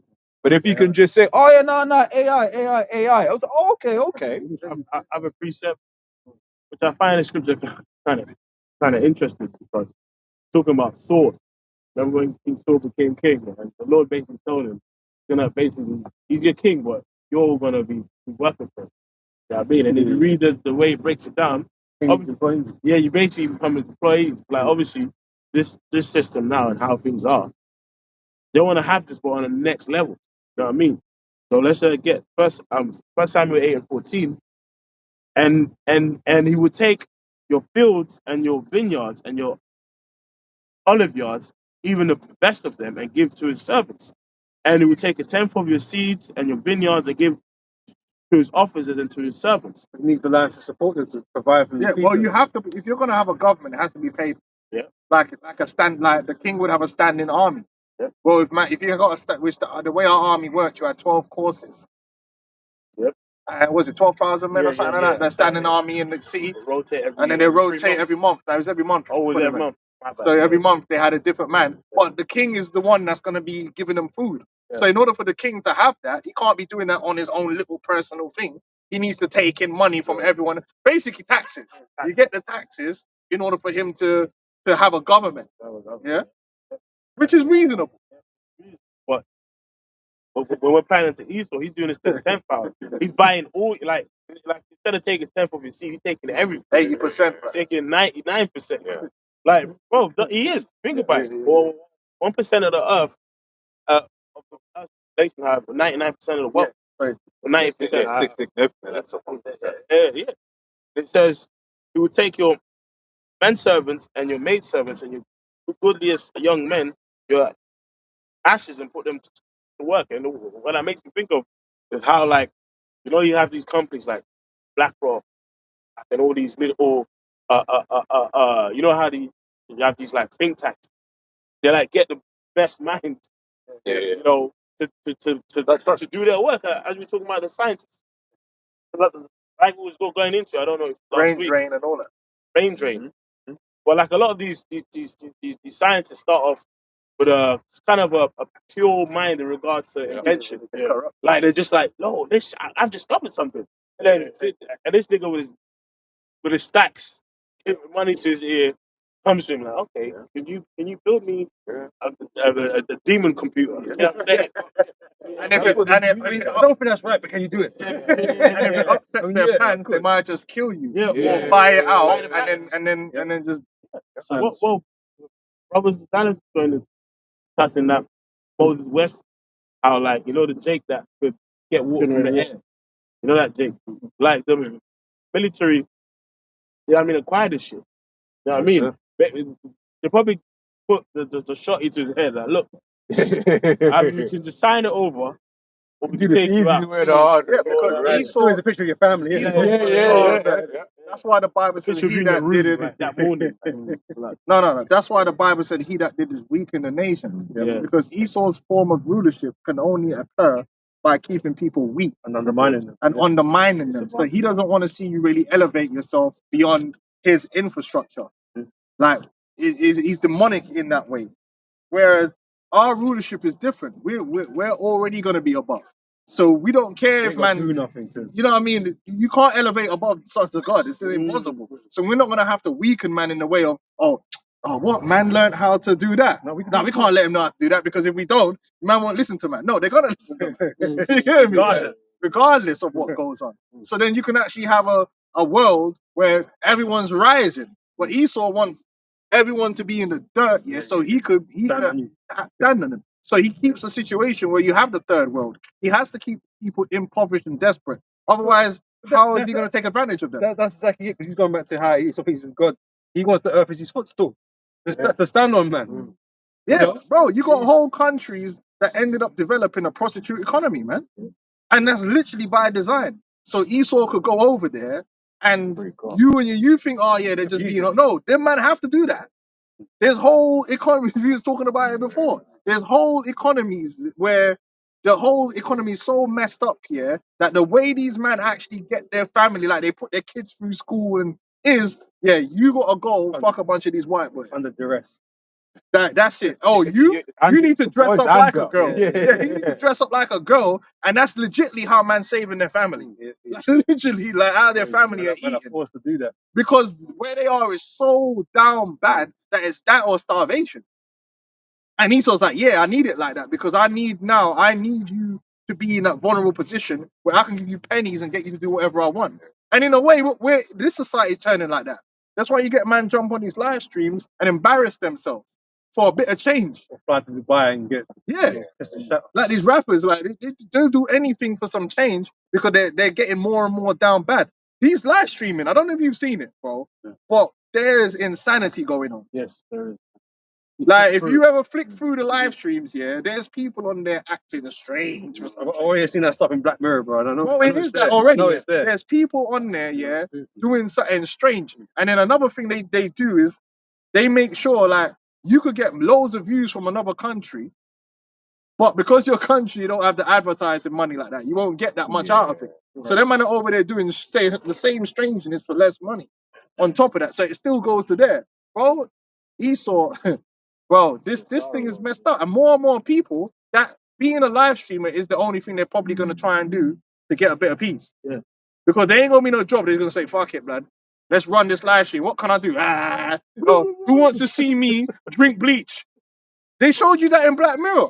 A man are going to be there running the likes up. Yeah, drink the bleach. I was going to be drinking bleach and eating dog food and whatever it takes to get people's attention. Some new reality TV type. Yeah. Bro, it's already like that. It's already like that. It's already telling that. Got a lot of men are desperate. What? There was that one in France where you had like one streamer. Basically, he got beaten to death, man. Yeah, it was like him. He was strange, innit? And then it was like there was like three or four other guys. right? And then they'll basically Yo, like, what's going on, nah, Oh, yeah. Oh,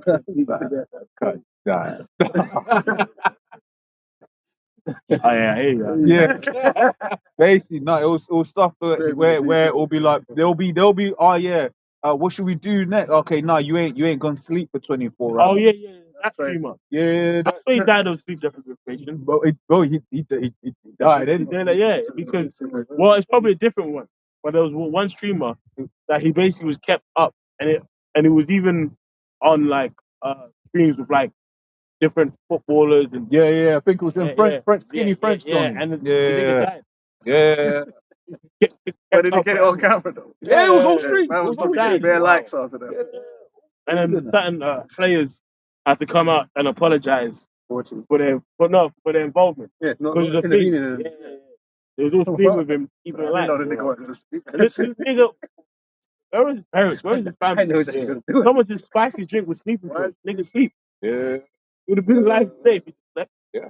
Well, now he's He's sleeping. sleeping, yeah. He's For sleeping sure. good. Real good. Nigga good. Best thing ever. Yeah. Ecclesiasticus 10 and 7:1, it says, a wise judge will instruct his people, Yeah. and the government of prudent man is well ordered.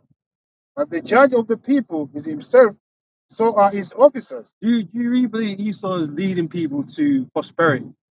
Is that what people are experiencing? Is AI going to save everybody? Don't fucking look Esau don't care about your health. He don't care about your family. He wants to destroy if it means that he can get control. That's what the whole thing about. That's what the feminism, the manosphere. They don't want you to be in righteousness, man, and in order. They want to they want to cause chaos as long as it leads to them having power over. You know? Is that brother, keep saying, brings this term out, like was it the Purpose of the system is what it That's what does. it does. yeah, and obviously this is what's happening to people. People are being destroyed by all this technology, all these philosophies, and that we've been going into. It's evidently not working. He's still trying to sell it to you like this is somehow better. Yeah, youth culture. You know? Yeah. Every youth culture we've had for the last 80 years has been destroyed the next generation. Mm. And it's always been led by the same people, MTV or whatever. Now you got the live streamers. Live streaming, them youths are fucked in the brain watching these live streamers, man. They're watching Adrian Broner and these, man. They got all the old uncles, just grown ass man, just doing foolishness, bro. Childish. All that man are doing is chasing girls and just up to bullshit. And you're like, what? When you think about it, he was Adrian Broner. He's charismatic. You know what I mean? I give him that. He's kind of funny. You say you're a Christian now. What is it? I don't know. Doug, did I send it to you? There was one with a guy at something, yeah, they're walking. Oh yeah. And he said, that shit was kind of funny. Still, Nah, he's man. like, honestly, Yeah, his fucking hell, personality, man. he's kind of a natural for that. But that's not the point. The point is, Adrian Broner is not someone you have in the forefront. Like, it's like what we always say. It's like It's a car crash. Basically, everyone's watching. A lot of what people are watching now are car crashes. Yeah. Like what's his name? Blueface, Blueface. Christian. These men are so car crashed. They even had a retarded baby. And no one's saying But people are addicted to watching these people. Yeah. And it's just pure car crash TV, man. You know what I mean? Like, It's like the influencers are supposed to be your prophet, your king, your Educated people, your man. noblemen, your educators. nah, it's just Like, dumbed down shit, man. Yeah, now like this nigga's just on live stream eating a big bowl of Cheetos. Like, come on, man. And then getting into a fight, with some gallon or some bread. Oh, he's spying on me or some stupid shit like that. They orchestrated. Well, that bitch that killed that woman in the car crash, because she unliked her or some shit. That big, Yeah, she unfollowed her. Yeah. Stupid. Hey, Desperate for, and the thing is, once you get stuck in that life of chasing the attention, because they're not rich, so you need that attention constantly. Man, that's long, man.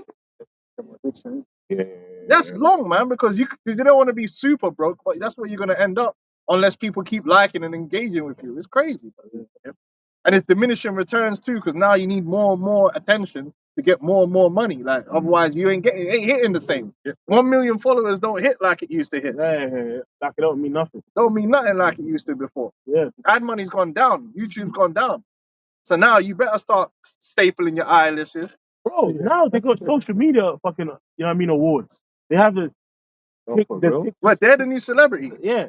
It used to be the actors. They're no act. The new celebrities are the live streamers. What people don't realize is just as inorganic as that was. Yeah. A lot of these guys are part of the same secret societies and all that, and they're getting the push. Yeah, but they need to sell the idea that Like Clavicula. they need to sell the idea that you can just do it. Yeah. So that that there's opportunity. No, bro. The algorithm is like the guy they killed. See how they killed off Andrew Tate, bro? His aura got Bro, man's aura's gone, bro, yeah? But they made him. They made him and then sacrificed him. And all of a sudden, if you notice, the algorithm don't push him no more. He's gone off the algorithm. Once again, it's like they don't need to make you sell out in the way that they used to back in the day, because it's like you'll get certain videos. If you've got certain videos, because once set of streamers are going into it, right? One section they'll basically about how what you'll do as a content creator is you will see that this content got 10 times more views than that content, and then you start doing it. You just do that. But there's this thing about the algorithm is they can make it seem like one video is getting more views than the other. You no longer, because it's like, how are you gonna know? Yeah. It ain't album sales in the same way where it's like someone actually has to go and buy it. They can. It's literally just a number in a database. Yeah. The number, like you can't tell on YouTube anymore who likes your videos. Yeah. Right? You just see the number and stuff like that. You actually don't know. We all know that. How many times people come up past the camp, and be like, oh yeah, or you be around, people like, oh yeah, I saw you, and you're like, you or whatever. But these times, you won't even see that many. The numbers ain't there. He saw Satan, man. That's it. Well, still got more. And what manner of man of this ruler, and what manner of man the ruler of the cities, such are all they that dwell therein. Yeah, demonic. Narcissistic, demonic, and it trickles on down. And that's the society we live in. A bunch of narcissist individuals, bro. You know what I'm saying? Like just people that are just out for themselves, man. Selfish as you like, man. No sense of integrity, no nothing, man. That's what we're surrounded. And the kids are even more like that. Yeah. The kids are bullying each other to hell. I don't know anyone that's got a kid that they're not dealing with a massive bullying problem. Yeah. I don't know about anywhere else, but I know that in London, bro, these kids are flipping demonic. I know we used to banter back in the day, but now it's just pure bullying. Wow. Everyone's just bullying each other. There's no love. There's no rating. It's demonic. It's toxic. That's the word. Toxic, it's pure toxic activity between these youths. Bring this real quick. He said everyone's narcissistic. It's 2 Timothy 3:2. For men shall be lovers of their own selves, covetous, boasters, proud, blasphemers, disobedient to parents, unthankful, unholy, without natural affection, truce breakers, false accusers, incontinent, fierce, despisers of those that are good. Right, but for men shall be lovers of their own selves, man. Yeah, that's what you're seeing, man. You're seeing that, and the social media is making that even worse. Social media is making that like everyone is just trying to live a lie, man. Yeah. Everyone is trying to live a lie. Like all the gal want to be the boss bitch, and all the guys think they're Casanova. Yeah. To the point where people are posting AI pictures, not realizing that it gets flagged as AI. It's like, oh, yeah. Now everyone's chasing the AP watch, the new cheap ass plastic watch that AP brought out. What's wrong with people, man? These men still playing them like a fiddle. That's how you know Esau's like, these people are easy to manipulate. They release some cheap flipping AP watch here, and now everyone's chasing it down. This is Proverbs 30:11. Exactly. Which the real thing. You say you wear one. Samsung Patek. You should get a Patek. There's nothing wrong with that. But this thing, the craze over it, they've just made a cheaper version of it, man. Everyone's rushing to buy it. But it's the problem. It's like you get the connoisseurs of certain things that are like you're cheap. One, you're cheapening the brand, and then two, it's just like the connoisseurs are looking at you like, bro, like what you doing? It's like you'll see chicks with LV bags. Oh, true LV, you don't know it's LV. True LV, like the real expensive stuff. You don't. It'll be just like little embroidering here. But didn't China already? Didn't them niggas in China already expose all that? Exactly. material. Same material. It's what do you call it? I'm trying to get my shit. Or Turkey. Bro, Turkey's like Great fake Great camels. fakes. I bought someone. All you need to do is make sure that the vendor is using the quality. Exactly. That's what I mean. And then fuck it. It was like what was it? Burberry. Burberry. They used to have the Burberry stick on the outside, but you start having a lot of cabs start wearing the Burberry in it. It's awful. So then basically Burberry was like, "Oh, everything's on the inside now." So that's why you don't really see Burberry in the same way. It's still there, but because when you start getting into high fashion, it's all about not knowing that people don't know that you can. Yeah, you but got when it. you how are you gonna flex on social media Exactly. to make people think that your life is better than it is? But the question is, why do you need to? Because you've been following, you know, the actors and the footballers and all these things. You want to look like you're living like that, and you ain't. I feel like people be flexing Calvin Klein box. Yeah, see.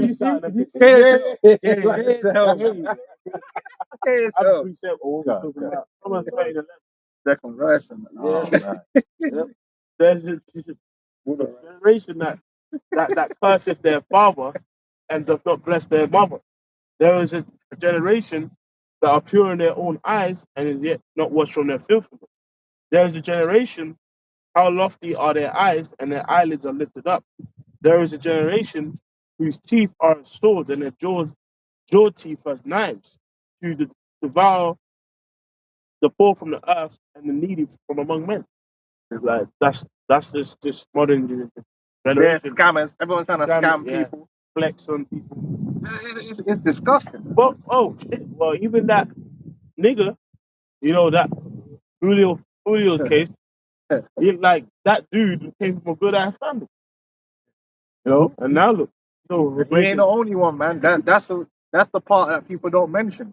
Man's have got dads in the homes, mom's a nurse, dad's a doctor, the nigga's still on the roads, bro. That's doing moves. But that's how alluring that toxic life is, bro. Yeah. Disgusting. Talking about scamming and stuff like that, and I'm thinking about nowadays when you're online, you're watching like commentary, like a podcast. A lot of the time, it's just fake rage bait, man.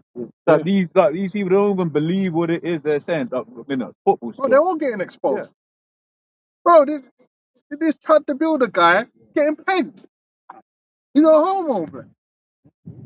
You know, the Chad the Builder dude that's gone around calling people niggas. And, basically like and he ain't the only one. Alex Jones, back in the day, there was a gal that came out and was talking about the dildo work. What you're going to find out is a lot of these people are just homo agents, man. They're agents and they're set up, man. Now, Myron Gaines, homos. Homos, bro. That's all these guys are. Like, and we had one amongst us that the Lord exposed. An agent, bro. Yes, Alazar, and he was on the same shit. Bunch of homo agents, man. He was on the same thing, man. He can he's come down with no bug out ducks and everything. He a homo, you know. Whoa. Remember, there was like you like. Well, you like your movie playing. But they're all, it just wouldn't surprise me, man. Yeah, boy. That was some freaky stuff going on. It wouldn't surprise me, but I don't trust none of these people. They're agents. Agents of Sodom, bro. And even to do that, even exposed him. Remember those stuff on him? The House of Bread dude. Yeah. And he was fruity too. He was fruity as well, man. I don't trust these people. I don't trust none of them. None of these celebrities. None of them. They're all homo agents, bro. All of them. Megan Thee Stallion's a man. Yeah, me. I don't trust them. Basketball hand. I'll bring it up. Them niggas have been gay, but like we brought out the other week. Biggie and them had the tranny in the music video. Standing up. So these basketballers and all that, a lot of them man are gay, bro. They got these girlfriends. No, they're gay. You know what I'm saying? Like, don't look up to none of these people. They don't represent men. Yeah, Mbappe, bro. Yeah. Arsenal, man. Arsenal. Yeah.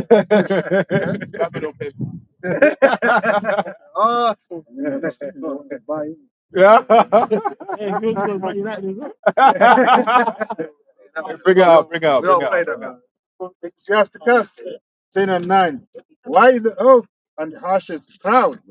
There is not a more wicked thing than a covetous man. That's Esau. Esau Edom is the ultimate in covetousness. And so everyone else can. The thief. For such as one setteth his own soul to serve, because while he liveth, he casts away his bowels. And then that's another thing with these people. They're prepared to do the most craziest, heinous, shit, right? And they have they have no integrity or nothing, just to to get things, right? Because Esau's made them this way. He's gave them this wine, and they're drunk off it, man. Yep. Money, the love of money is the root of all evil, man. And Yep. Esau principle. Yeah. So Esau's your God. God. If you love the modern day, especially the modern day version of money, is nothing more than a fabrication of Esau. So it's not really even money anymore. So if you love money, then basically Esau is your God anyway. Yeah. And you're gonna take the chip. You know what I'm saying? Like nasty people, bro. They'll do anything that a JOO lays in front of them, man. If it means they get to flex with an AP. So, Disgusting individuals, man. got a precept from a common board. So JMS bear witness of the light 447. It says Proverbs 15 and 21. It says, folly is joy to him that is destitute of wisdom, but a man of understanding walketh uprightly. And that's it. A lot of the wickedness that's going on, people revel in it. They revel in wickedness. That's what you see. You see it all the time. People take joy in wickedness. People take joy in adultery. They take joy in debauchery. They take joy in murder, stealing. Like, do you know what I'm saying? Like lying, manipulation, like all the things, all manner of wickedness. People think it's fun and games until a consequence reaches them. Then they're crying in the court. Now they want to bring out scripture. You know what I'm saying? This place is gone, man. Man will be like a lot of these streamers now. The funny thing to do is talk about how they banged another streamer's woman. And it's all laughing and then yeah, I did that. Yeah. That's funny to you? Is that a joke? Is that funny? That don't sound funny to me. That sounds heinous. I don't respect that. That's not respectable behavior. That's nothing to be bragging about. Dude, HS TikTok, he was doing that the other day on some one of the streaming demons. Anyway, whatever. But that's what you see. People revel in wickedness. Because he went into that in that Louis Theroux documentary. That's hate TikTok, right? Yeah. And he was like, I don't care. He was like, if I'm getting money, I don't care if it hurts me. Something to that effect. He was like, I don't care. Just getting money. Yeah. That's why he's gonna get hurt. Your father the devil, man. Loss of your father you will do. He said scamming people. Because why would you want people like that in the world, bro? Yes. It ain't no wonder the most I'm gonna get rid of these fucking dudes, man. You don't want individuals like that in the world. So there's a video of a day with this dude, No fucking more. what's that dude with the damn pentagram tattooed on his head? You know the one. But Birdman. And he was all up in the church because he called himself doing the youth thing. And the guy said, "But how you here doing? You say you support the youth, but your music is promoting it." Exactly. And I'm glad someone called it out. And he tried to give some fucking Yeah. and even the preacher tried to help him. Yeah. No, I'm trying to answer this, and he just gave him. I ain't saying no more. No, Terrible. what he said, my name. Take my name out of your mouth. Bro, that's demonic, bro. You're doing all the demonic. Your music is, and then you can't then now tell a youth, yeah, don't listen to my music. Bro, you're standing there with all the money and the prestige from the music, trying to tell a young man not to follow what you're doing. That don't make no sense, bro. You're the blueprint. You're a living embodiment of what he wants to be. Of course he's gonna follow what your music says. Because the way you're telling him doesn't seem to bring as much prestige as what the other way. Yeah. So what's the point? You might as well not even try and clean it up. You can't clean it up. Man are gonna go slang them things. Yeah, they want to be like Young Money, man. Because really the attitude is like fuck everybody else. That's the attitude. I'm getting back. I'm getting the bag. Comes for Esau. Yeah, you're the reason, and then so now you're trying to raise your youth, yeah, and your youth might just listen to Birdman because he don't respect you. Because who are you? You're broke. You're gonna listen to Birdman, and it's true. A lot of times you could. That's why this little young Negro, he had a good family. But a lot of times these youths, they're looking at their dad and it's like, "Dad's a waste man." That is real talk. Like you think that your son's looking at you like you're a waste man. Yeah, you're broke. I'm gonna listen to my man because look at my man's chest. Look at the ice on his wrist. I would rather grow up to be like him. He's getting bare gal. You're just with my mom and she's fat. Bro, you think I'm joking? I think I'm joking. A lot of times, man, like because of the way the situation is reading out, your own son will look at you like a waste man. So why am I even listening to this dude? What, I'm gonna grow up to be like you? Work some bullshit 9 to 5, stressed out.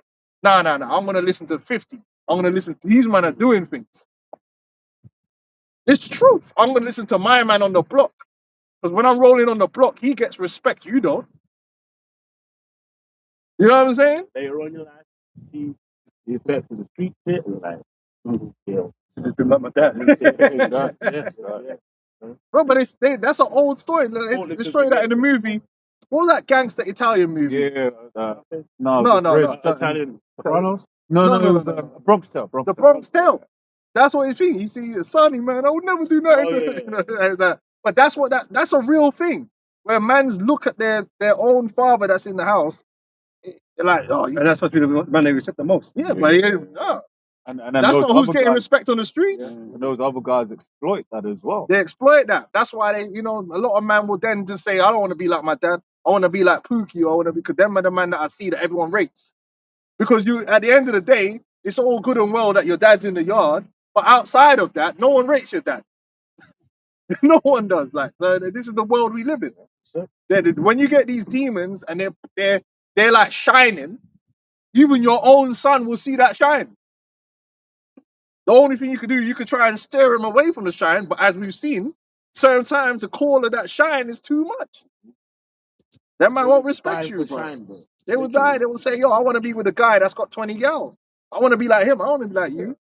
The knowledge of wickedness is not Man's rolling up and down the street in a Lambo and your dad's got a fucking, like, some Ford Focus, man. That's like, lie. As we always go into, a lot of those women, when you come out of that world and you start really observing, it's all adultery. Yeah. It's all adultery. They don't care. Yeah. They want wicked.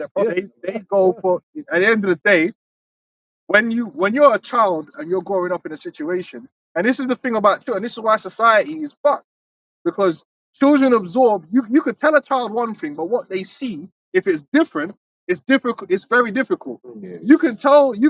You can't say, like, if you go to certain places, they treat criminals like criminals. Mm-hmm. So the child understands that's a low life. So they're like, I don't want to be a low life. Mm-hmm. And they'll treat like a doctor as the big man. Yeah. So then obviously as a child, you're like, okay, I see that.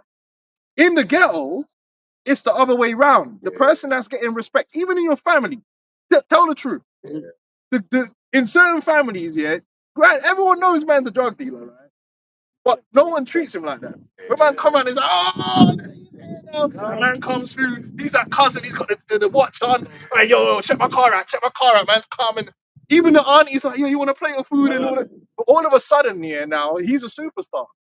And then so you can't tell the other you, don't stay good, stay in school. And then the guy that's doing the opposite is getting all the ratings. All the girl like him. Everyone likes him. He's getting all the ratings. But he's going to listen to you saying, don't do that. Yeah.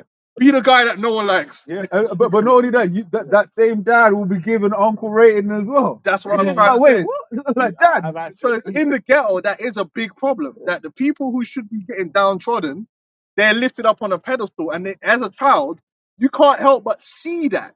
So then as a young man, and this is one of the biggest issues when you're trying to raise a young man, is trying to get them to understand that, don't go for that.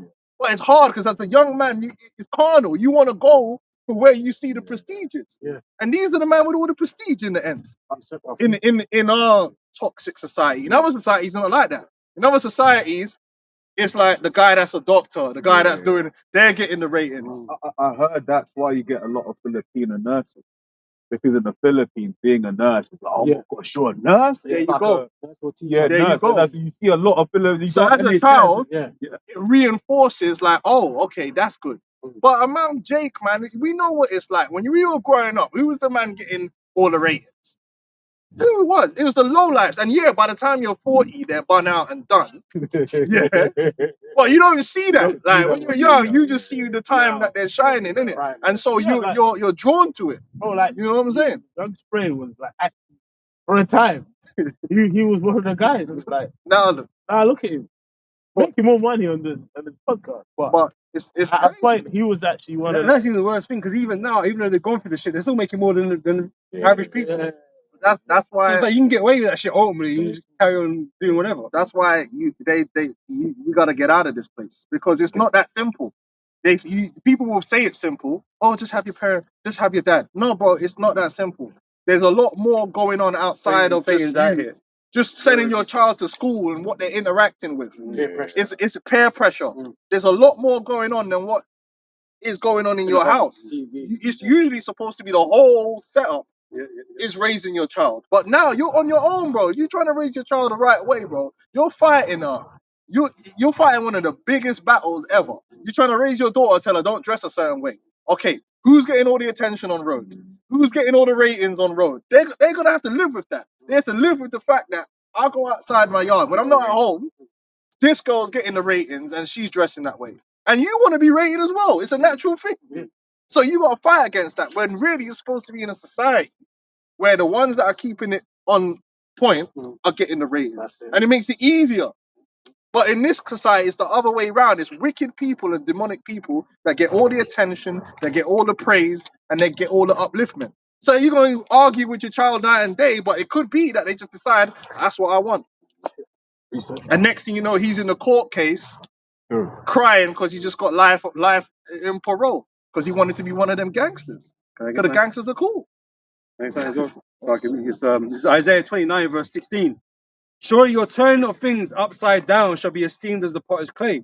But how we live is not right now. And Esau is the propagator of how we live.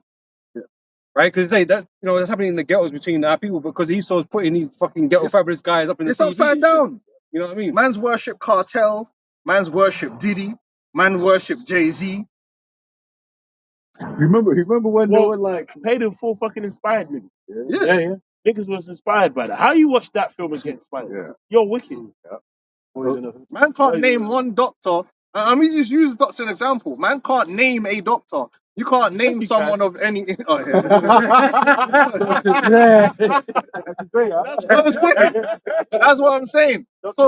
So your child wants to be a rapper, and there's a reason they want to be a rapper. It's because these are the people they see getting uplifted, and you could turn around and tell them, "I don't do that."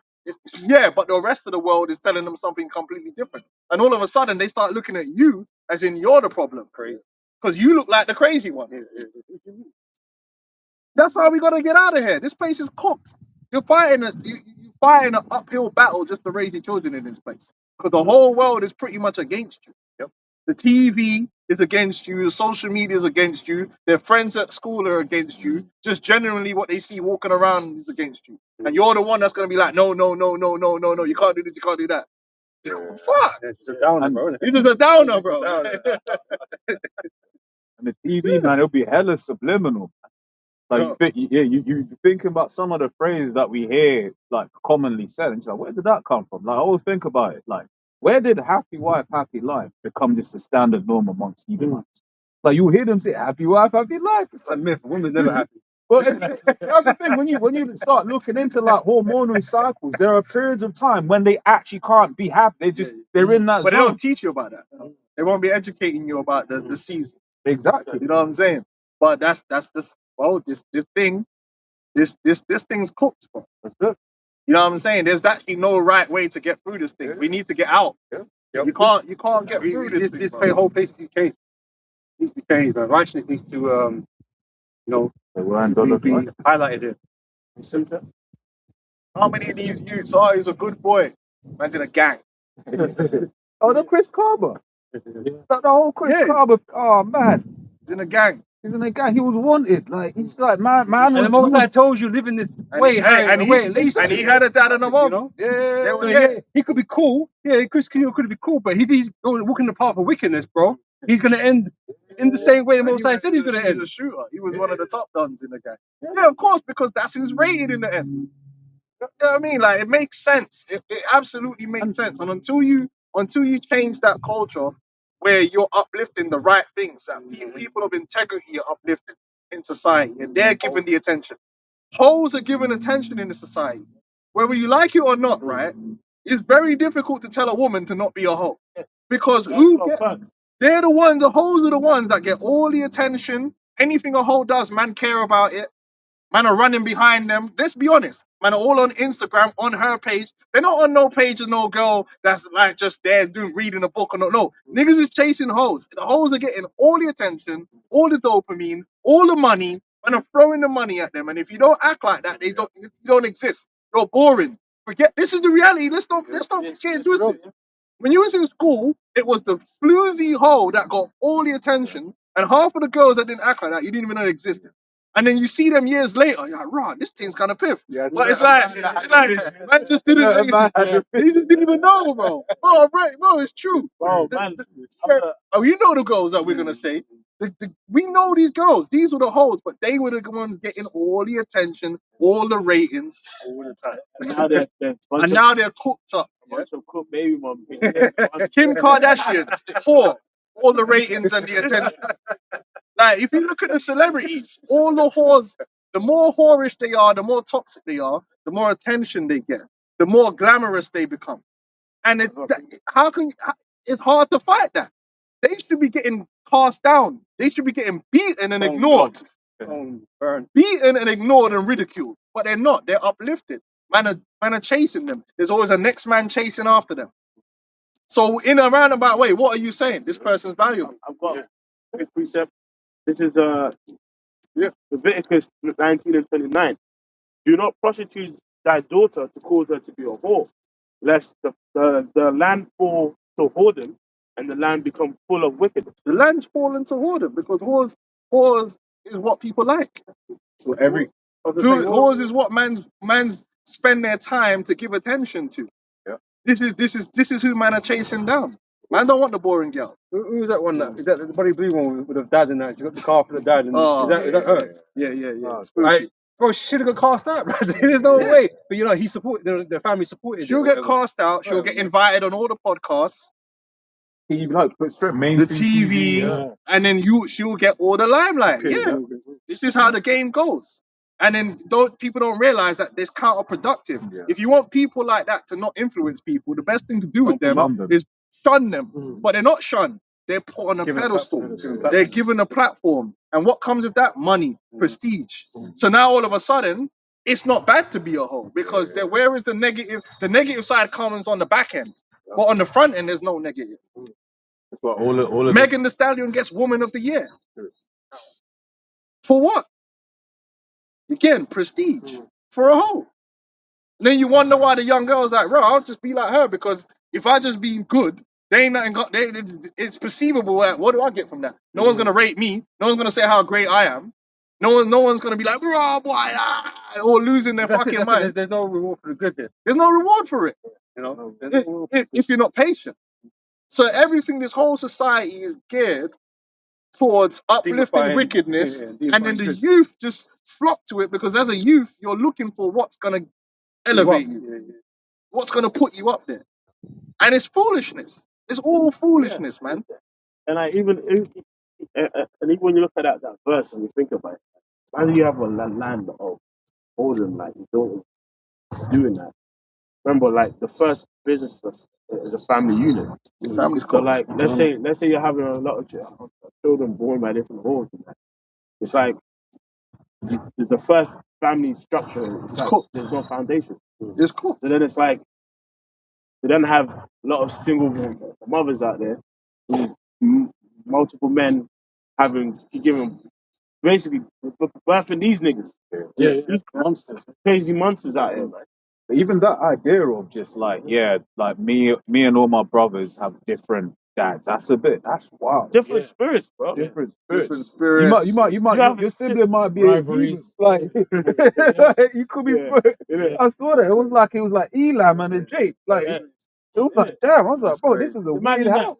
You have an older brother that's it was Steve. At least you'll always win. Yeah. yeah, like he's a man. He got melanin, but gets nosebleeds all the Yeah, time. it's crazy. It's crazy. Yeah, bro, can't jump and shit. That's why we gotta get the hell out of here. Yeah. Oh yeah, recently. Yeah, they all parading that like Yeah. some kind of scientific, which it's rare. But it was basically had you got twins that had two different dads. Yeah. And I know like, oh my god, scientific miracle. And I was like, no, your mum's a hoe. It's not a miracle. She just released 2x. Yeah. Would have been 2x. Yeah, So exactly. they're not. At the same time. Yeah, they're unidentical twins. Yeah. Damn, that can still wait. That's what I'm saying. They were talking about it, and I'm like, you do realize that your mum's a hoe. Like, Yeah, but But yeah, probably. could have been, yeah. Oh, that's another thing. That's a big thing. A lot of women have actually been in orgies. You know, you start talking, especially like, bro, their favorite person that's up on the TV's been in an orgy. This is what I'm trying to say. It's all fucked, bro, because their favorite person that's living the lifestyle they want is an admitted hoe, and so it's just fucked. Obviously, when you meet a chick, you might be conversating, anytime, dating or whatever. But I've met a lot of women just through conversations, like you be out and about. You find out a lot of women have been to these swingers parties, like especially Jake. Like you might think Esau, which they do it, but a lot of niggas. And you just remember that freak ass nigga rapper that caught a male escort. Like there's a lot of these little freaky underground shit in little towns, bro. Yeah. And now orgies more and more when it's coming out, it's not even taboo no more. Yeah. So it's just gonna be normalized in the end. It's basically Well, it started with the sex tape thing. The sex tape thing kind of started to normalize They want these to man, leave their and now the Diddy thing is not even a thing no more. That's normalized now. It's a meme. So it's just normalized. Your favorite celebrity's a freak. Oh, he's not doing nothing wrong. But all that debauchery, listen, debauchery is not good for anyone. It's not good for men. It's not good for women because nothing happens in isolation. Yeah, because it's all feeds in on itself, and it just leads to more wickedness and folly. But this is society we live in, man. And it goes back to that Brave New World. If you watch Brave New World, that's what it is. It's total sexual freedom. No one actually has a significant partner. Everyone's just having sex with everyone. And you could change, like, I'm with him today and tomorrow I'm with another one, and it's all Brave New World. They show you that. And that's what they want. They want that society where the whole, that's why they've destroyed the institution of marriage as it's supposed to be in the scriptures. Because they want a new institution where, forget all the asshole for the Bible anyway, we're gonna just have it where you can just do whatever you want. As long as you're under your birth control, it's fine. Do what I want. Which now they're working on birth control for men, and it was like you take the shot and it's like 2 years. You can't.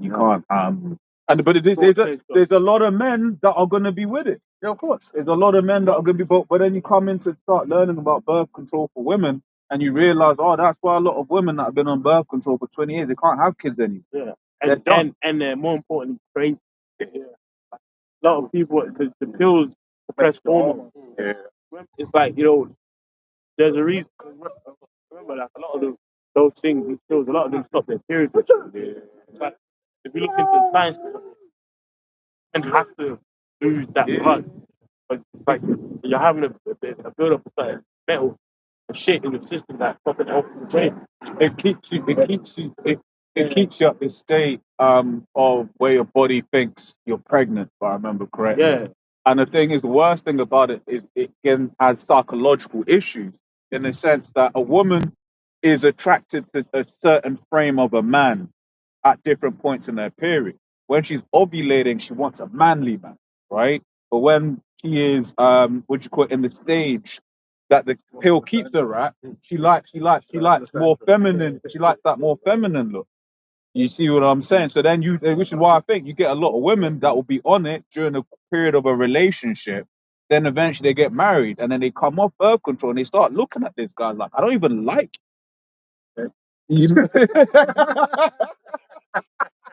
It's hard. Exactly, but it's all because they were in that period where they like that. So Then they get with the personal trainer. Exactly. Yeah. Because Kode's been like, get down. 10 more. No, you sir, you Bobby, you said yeah. Proverbs You got 1 that and thing you 8. wanted to bring out. Don't forget. No. Proverbs 1 and 8. It says, my son, hear the instruction of thy father, and forsake not the law of thy mother, for they shall be an ornament of grace unto thy head, and chains about thy neck. Yeah, the law, man, dictates how we're supposed to treat each other, and dictates against sexual immorality, brings in discipline, right? But this society, there's no discipline. There's no morality. It's okay to be certain things as long as you're benefiting in terms of the money. It's okay to be a thief. You just got to do it the right way. You know what I mean? You know what I'm saying? It's okay to be an adulterer. Just do it the right way. Like there's a right way. It's okay to be a scammer. Disgusting, man. But my son, if sinners entice thee, consent thou not. If they say, come with us, and let us lay wait for blood, let us lurk privily for the innocent without cause. Let us swallow them up alive as the grave, and whole as those that go down into the pit.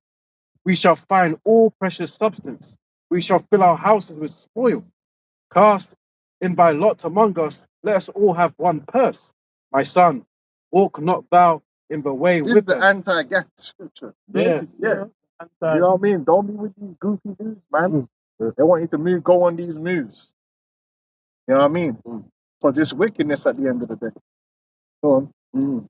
It says, refrain thy foot from their path, for their feet run to evil, and make haste to shed blood. Surely in vain the net is spread in the sight of any bird. Yeah, because they don't realize that the lifestyle they live is ultimately going to catch up to them. And it does. And now you're catching hell, you're crying, or you get caught out by some other demons, right? And it's all coming back to you, which it literally always does. It just takes time. It just takes time, and you don't realize it because when you're young, this is the problem about being young. You ain't lived long enough. You ain't seen certain outcomes. And no one really becomes an actual gangster in their 50s or in their 40s. There's a reason for that. Yeah. Like, usually, and that's why I said the youth culture. The system of evil targets people when they're young. Because you've not lived long enough to see your peers receive the recompense of their choices in life. Yeah. Yeah? Oh, no, it was not really about a gangs per se, but I was reading like a Guardian article, and it was just interviewing Iranians about the war, and one of the younger people were like, "Yeah, man, I wanted America to start war with Iran," and it's just like, because you don't know anything. When America comes and starts war with you, your country gets destroyed. You don't see know? No one's coming out. Exactly. Anyone over a certain age is like, "Now I remember Iraq." Take a picture of the side. I'll give you an example. Yeah, in school, when you was in school, there was them guys that were too cool for school. You know the man them. Now we're like nearing our 40s. These are the same man that's got no teeth outside of the pub, or outside of the betting shops looking crusty, or them men in the pen right now. Like a lot of the man we went to school with, they're literally sitting down in pen. Yep. These are the men in school that were too cool. These are and a lot of the gal that were the hotness and they were doing too much. They're like 300 pounds now with like 6 kids, looking terrible, looking 3 times their age. On Hinge getting no, because they're done out here. But back then, it was all cool. But they didn't understand that the choices that they were making, where it goes to, because they're ignoring those people. They're ignoring the man that was them 30 years later. Because they don't see that. They can only see this. So it's like, a lot of times, man, you got to grow up and see all the outcomes. And you're like, rah, like, damn. And then, but you see man that was in school, that was kept it under the radar, and you meet man, the man's manager to this, manager to that, doing well for himself. And you're like, bro. You're like, oh, shit. Exactly. But then, that's what I'm trying to say, but mans won't see that. You know what I'm saying? They don't know what that is when man get that 30-year bid. Because man was doing foolishness. Like, And then man's calling you on the phone. They ain't had no one call you yet, and you're talking to them, and man's going crazy from spice. And this is why a father would vet out, you know, partners and suitors and stuff, man, because they know the family, they know the pedigree, the stuff of that family. You know But that's why you gotta listen to your elders. Elders of the right elders. Yeah? They've had the experience to see certain things, so they should know better. When you're young, you ain't got the experience, so a lot of things are not real to you. A lot of consequences are not real to you. Like these two niggas that just went to jail, they're 20. Bro, when you're 20, you ain't know shit about life. You've literally been sentient for 10 years at the most. Because remember, for most of your life, almost half of your life, you didn't even know what you were. Because a 7-year-old don't know what the fuck they are. They don't know nothing about anything. So when you're 20, you think you're big and you know it all, but you've not seen enough. You've not had enough experience, bro. But because you're 16, 17, 18, you think you know it all because you think you've lived enough. You ain't, bro. Because none of your friends are crackheads yet. You know what I'm saying, bro? Man, you ain't walk down the street and see my man. You're like, bro, bro, what are you saying? Your back ain't aching yet. You know what I mean? You do your stretches. I ain't got anything to do with Most outcomes are not real to you because you don't know no one with that outcome. You know what I'm saying? Like, when you get to a certain age and you actually see people you know and they're actual nitties. It's like, oh shit. So when you're telling man, yo, don't go down here. So when you see, you know what he did in life, like, don't go down that path, it's real to you. At 16, that person didn't know it was real. If you put them in a time machine, they might have been like, oh, shit. This is my point, man. But this society is designed to not even let the actual adults that know these things have an impact on the youth. The youth are being impacted by what? Social media and youth culture, instead of man that can actually sit them down and say, look, bro, I've been there and I've done that, and if you go down that path, this is where it leads to. And this is a real thing. You think you're untouchable because you're young and you're strong, but bro, you could end up you go jail for 20 years, 5 or for life, it ain't gonna be sweet. Now you look at them niggas. Look at them niggas, man. A niggas there with his hair all wavy. Bro, man's gonna be on a true program, bro. 23-hour lockdown. There's that comedian Ali Siddiq, and he speaks a lot about, because he went prison. He was on that whole drug stuff.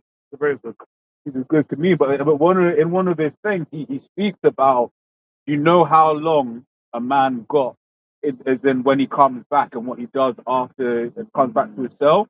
And he was like, when the guy comes back to his cell, just puts the head, so his the pillow over his head. You know, he's in there for a time, crying, hurt.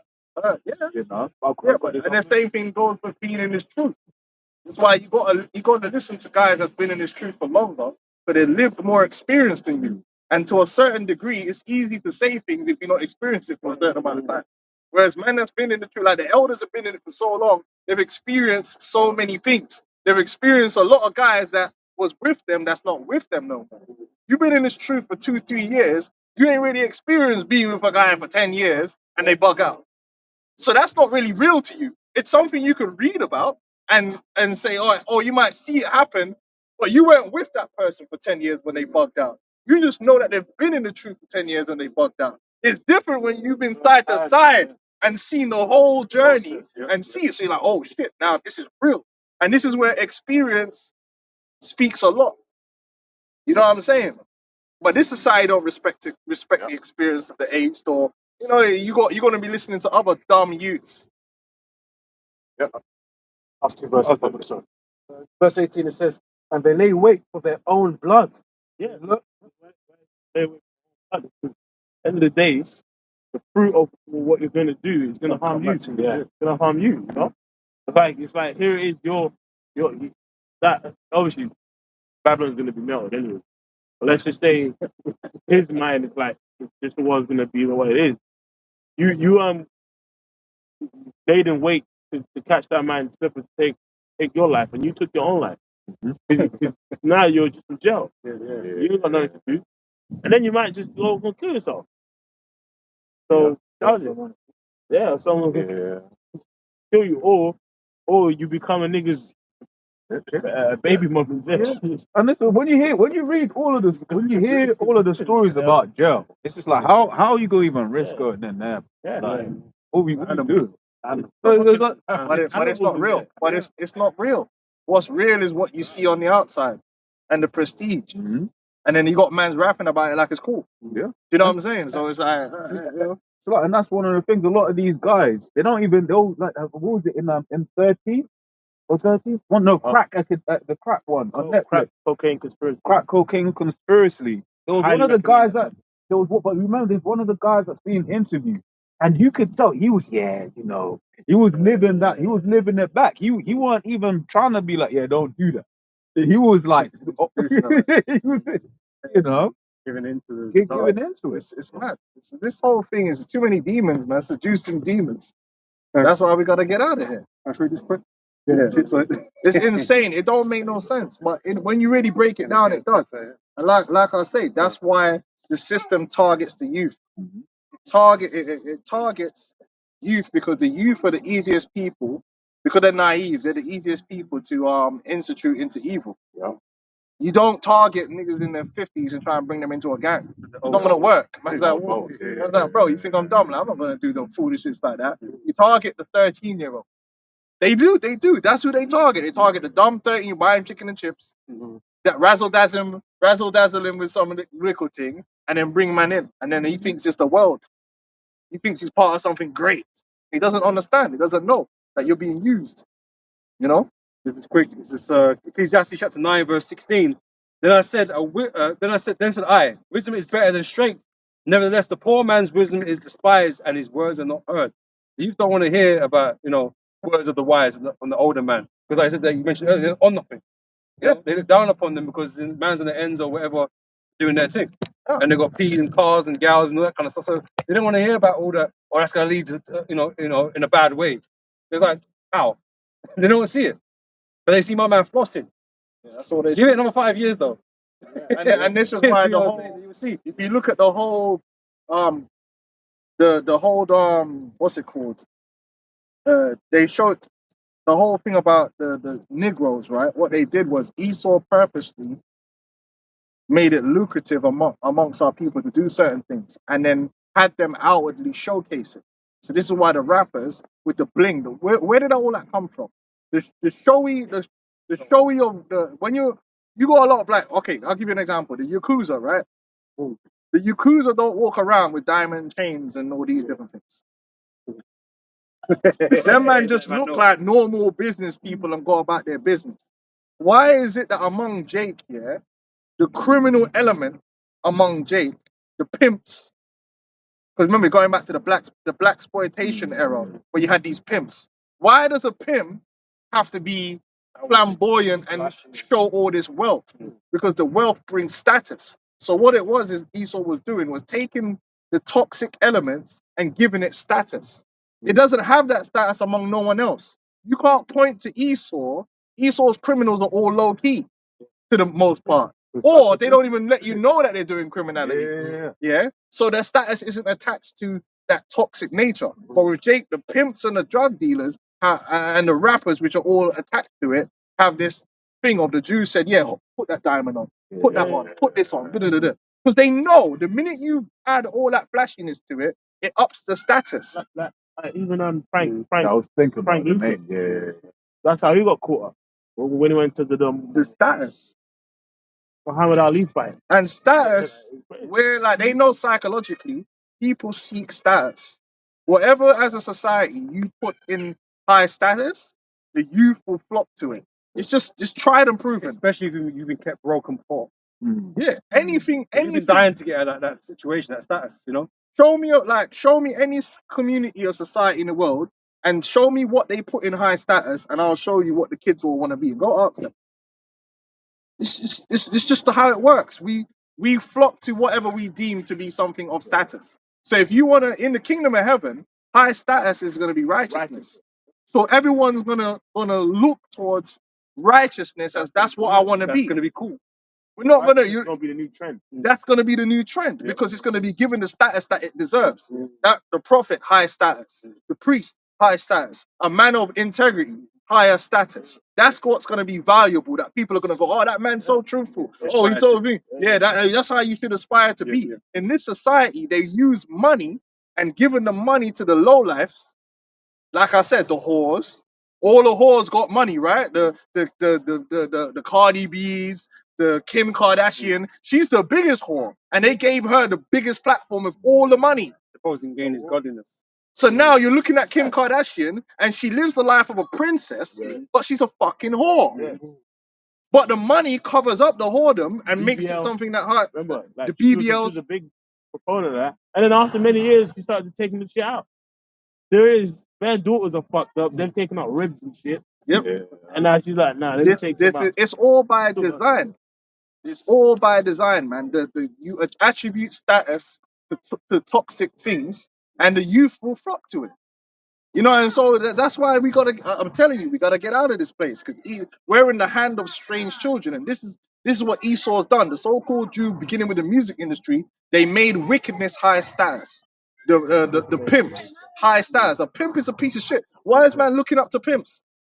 And then it made it a thing where, oh, he's a pimp. Like it's cool to be a pimp. Why? If a pimp was just normal looking, would man be rating it like that? No, but the pimp's got all the cane and the chinchilla. So now you're looking up to a guy that's targeting broken women in the neighborhood and turning them into prostitutes. Yeah, it's madness. And that's elevated. That's elevated. That's the guy. That's the guy. You know what I mean? And to that, and bro, shout, bro. I hold on. I wait for you as well. How does debauchery destroy a society? Debauchery usually means a culture becoming ruled by excess appetite, pleasure without restraint, impulse without responsibility. And this is Esau's liberation. Oh, look at this. Man just sent me, well, Gal posted this in one of the groups I'm in. The soca party on a boat. Look what it's called. Naked. Yeah. And that's what man are going to want to go to. You coming in my business. This is the debauchery, bro. Man's woman says, "You're gonna go to this party," and I'm like, "What?" She ain't gonna hear none of that. She's gonna go anyway. You know what I mean? Like, what do you mean? Debauchery. Man's loving. Right? Sex sells. Historically, but what's interesting about that first point is every element it mentions the law has practice. You know what I mean? Because the law teaches dressing modestly, restraint, modesty, having control of your life. Yeah. Because it's like everything is 2 and 2. You know what I mean? It's like if you see how the law mentions don't sleep with your neighbor's wife, because there's people who do it, and it leads to a negative kind of consequence that death. Ultimately, it leads to death. Yeah, and then another thing, man, don't want to admit it, but the fuckboy thing also destroys. Yeah, it does. Just going around and your whole goal in life is only to conquer as many women as possible. Yeah. That's not the way men are supposed to be. Yeah. Because all you're doing is creating a situation where there's just a bunch of used women. Yeah. Yeah. You know what I'm saying? Like, that's no good no more. You're not getting wives. You're just going around because of your addiction to conquering women. Because that's really it is. You like the addiction of that feeling of, because once you got her, you want to move on to the next one. That's not normal. You know? I remember chatting to one geezer, and he was in certain circles, so he had access to a lot of that, and it will be like bad, like bro, it'll be bad. But I remember one time he was just there, but you got a girlfriend though, and I'm just like, so all of this you're doing, it don't even mean anything.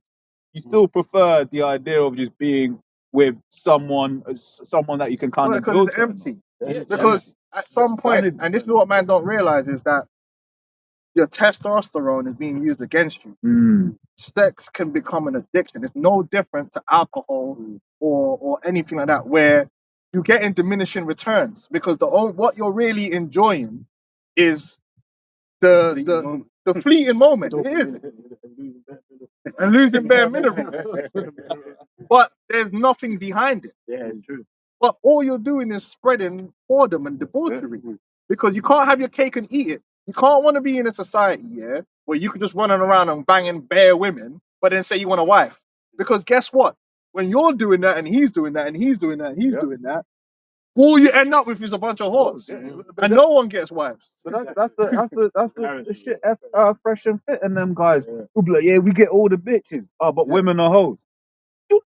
You're feeding it, Man, you're the problem. he was teaching that before you get a wife, you need to have sex with 50 women. And he ain't never. Now, He ain't never. Yeah, for him. 50 shades of men. Yeah. But the thing is about that, so then, and this is the problem with the manosphere. Yes, according to the law, you can do with more than one woman. But lacking sexual discipline is not okay, even if you're a man. Because if you want to live in a society of no sexual discipline where you can just go around and bang women like randomly all over the place, that is a sexual revolution. That what you're talking about is a sexual revolution, and it's just the other side of the same coin. Because now you got nothing but debauchery going around. No responsibility. There's no responsibility, no discipline, and then all you're gonna get is everyone sharing the same women. Because that's the only way that every man can have 50 women. There's not the amount of women on earth is not 50 to 1. So every man can't have 50 women to themselves. It has to be that, oh, you got with this girl and then you drop her to get this one, you drop her to get this one, and anything. That's how it goes. There's a thing in the ends where man, yo, bro, yeah, you used to deal with it. Yeah, bro, can I hit it? And my man, them in the ends, I'm like, yeah, bro. I literally had a family friend ask me that about a chick I dealt with when I was But that's the only way. 10. I'm like, nigga, why? Yeah. I told her like 12 years ago. That's like, the only way. So a lot of things what they don't tell people is, that nigga, man. in order to get things back the way they are, it's not just the women that have to become disciplined. Yeah. It's also the men. Because you can't be wanting to live in a whore fest but not want whores. Yeah. The two things have to. And that's what these men really want. They want the whores. They want the whores. Yeah. They want to go out on a Friday night and have access to bare women, different women every night. But the only way that can happen is if you got bare hoes. This is how it is. If you want a club full of hoes, where they gonna come from? Yeah. So if you want unlimited punani for everyone, then this is how it goes, bro. Otherwise, certain men have to stay at home and just chill and wait to get a wife. This is how the game goes, man. But man don't realize that America and the way the society is, it's just debauchery. That's what it is. The mother of harlots and abominations. And it sets everyone up in that mindset. Is everyone thinks they're King Solomon. But King Solomon had 1,000 wives. But you're not King Solomon. But why? And you work in He was McDonald's. duty bound too. Exactly. To the car. Yeah, why he built them palaces. But you work in McDonald's. It's happening, right? Yeah. So it's not that you're trying to have 1,000 wives. What it is that you're sexually, your lust it's got you going. Yeah. So that's why in a society, and we broke it down before, and this is we're so sexualized in society that it's never enough. Yeah. Nothing could ever be enough for you in this society. Just it's diminishing returns. The more women you bang, the less it means to you. The more you have to bang because it's not going to feel the same. It's not. How many women you think you're gonna bang, bro? You're gonna keep banging this out. Oh, this is long, but then you're gonna need more to get that feeling because it's like, what are we doing here? And most men that are like that, they will tell you that themselves. Like after a while, it's just like it's like going to the club every night. It's just like it fades, man. The dopamine hit starts dropping. You know, it's a sick society, man. But this is what it's done to us. We grew up like it, man. John, Bro, when we was in school, we were just trying to hit something. We weren't trying to get a wife. You know how many gal man hit in school and then just she was onto you. Do you remember? She was clingy. She clingy. Yeah, because you didn't really want no. I don't play football. Think about even that phrase. It's like, hey, you fucked her, she's supposed to be clean. You fucked the chick and she's nonchalant. But you don't understand that. Like, I'm just trying to do my thing here. Trying to get some punani. Exactly. But now It never happened. now it's cooked. Now she's cooked. She's on the long road of boredom now. That's reality, bro. The carousel, man. You know, because Osman was just thirsty. And the reason we were so thirsty is really because of the media. You're sitting there watching Tip Drill and all this shit, man. It just you got you. And I remember one time I was in the yard one time, and I thought I was in a music video, bro.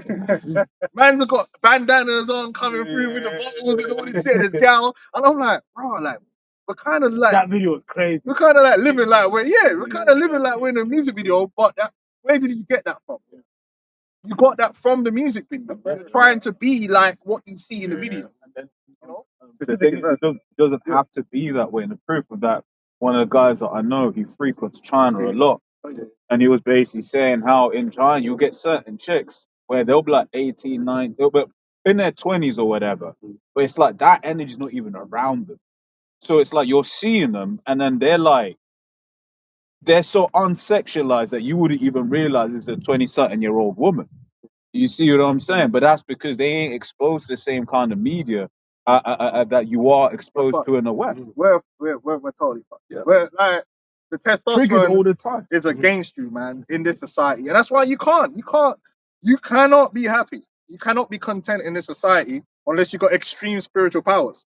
Yeah. It's words of fact. You need to be. The scripture says mortify your members, but it's in America. It's easier if you're somewhere in a village somewhere. You know what I mean? There's just goats everywhere and shit. But yeah, you can walk, but you're in fucking. Esau. Could be married. You know what? It's really Yeah, but that's why the monks lived in the monastery and that, and they weren't burning every day. Oh, and they don't give a fuck, like, because They're like kicking them in the nuts, bro. Oh man. bro, right now we're burning like it is missiles. Man. I know on Instagram just charged. Charge all day. Colossians 3, I'm sorry, from 3, it says, for ye are dead, 2, it says, set your affection on things above, not on the things on the earth. Carnal. It's hard, man. Oh, it's true. It's hard. That all sounds easy to do if you're in some little village somewhere with no TV and no Instagram. But if you're in the West, yeah, bro, it's hard. Everywhere you look, there's sexualization everywhere, breast everywhere. Like you try to buy a burger, there's breast there. You turn on Twitter, like YouTube, you watch a music video, the music itself, the music is talking about banging, like and it could be open, you know, bring the pussy, man, you know what I'm saying? Bro, the whole song is basically a porno, blood. It's soft porn. Bro, it's true. It used to be back in the day, right? If they made a sexual song, yeah, it was all innuendo. Yeah. So it's like, yeah, or yeah. Now it's straight up, put the penis in the vagina, move it backward, you know? The lyrics ain't leaving up to no. It's just, got a song called WAP. yeah. It's crazy, bro. Hey, bro, this society's cooked. But that's the carnal, and it feeds the carnal, man. You know, it feeds the lust. It's just satanic. Like, man, like, the lust is supposed to be had in perspective, bro. Yeah. So everything at the time. Exactly. Balance, like. But in this society, it's 24/7, boy. Man, it's like he's bloody leggings, man. He's jeggings. Oh, like, it killed the game. It killed the game. Sharp. The yoga pants killed everything. Yeah, no. Killed everything. That's outward apparel now. It's not even like an undergarment or nothing. It's just the outfit. Exactly. It is. Butt clenches and everything. Bro, it'd be everything like- exactly. I'm sweating, blood.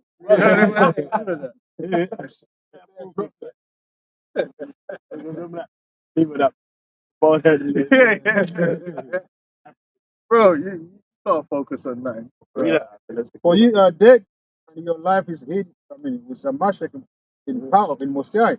When a Mashiach, who is your life, shall appear, then shall ye also appear with him in glory. Right. So when you come into this truth, yeah, you have to fight all that. And it is a massive fight. And a lot of guys, we've known guys that they couldn't resist the gal thing. And they got kicked out of the truth because they become some huge distraction. And Satan will use it against you, man. Sometimes the best thing is to just lock yourself in a room and just have them Bibles out there. And you'll feel better. Detox, if you find yourself becoming a sex addict, yeah, find a way to detox. It'll clear your mind. Your mind should not be cluttered with thoughts of vagina all the time. It's not the way to be. And it's not really conducive to being in this truth because it keeps you in a carnal, beastly state of mind. When a man ain't supposed to really be like that. You know, this is Esau's doing. This is part of his design, man.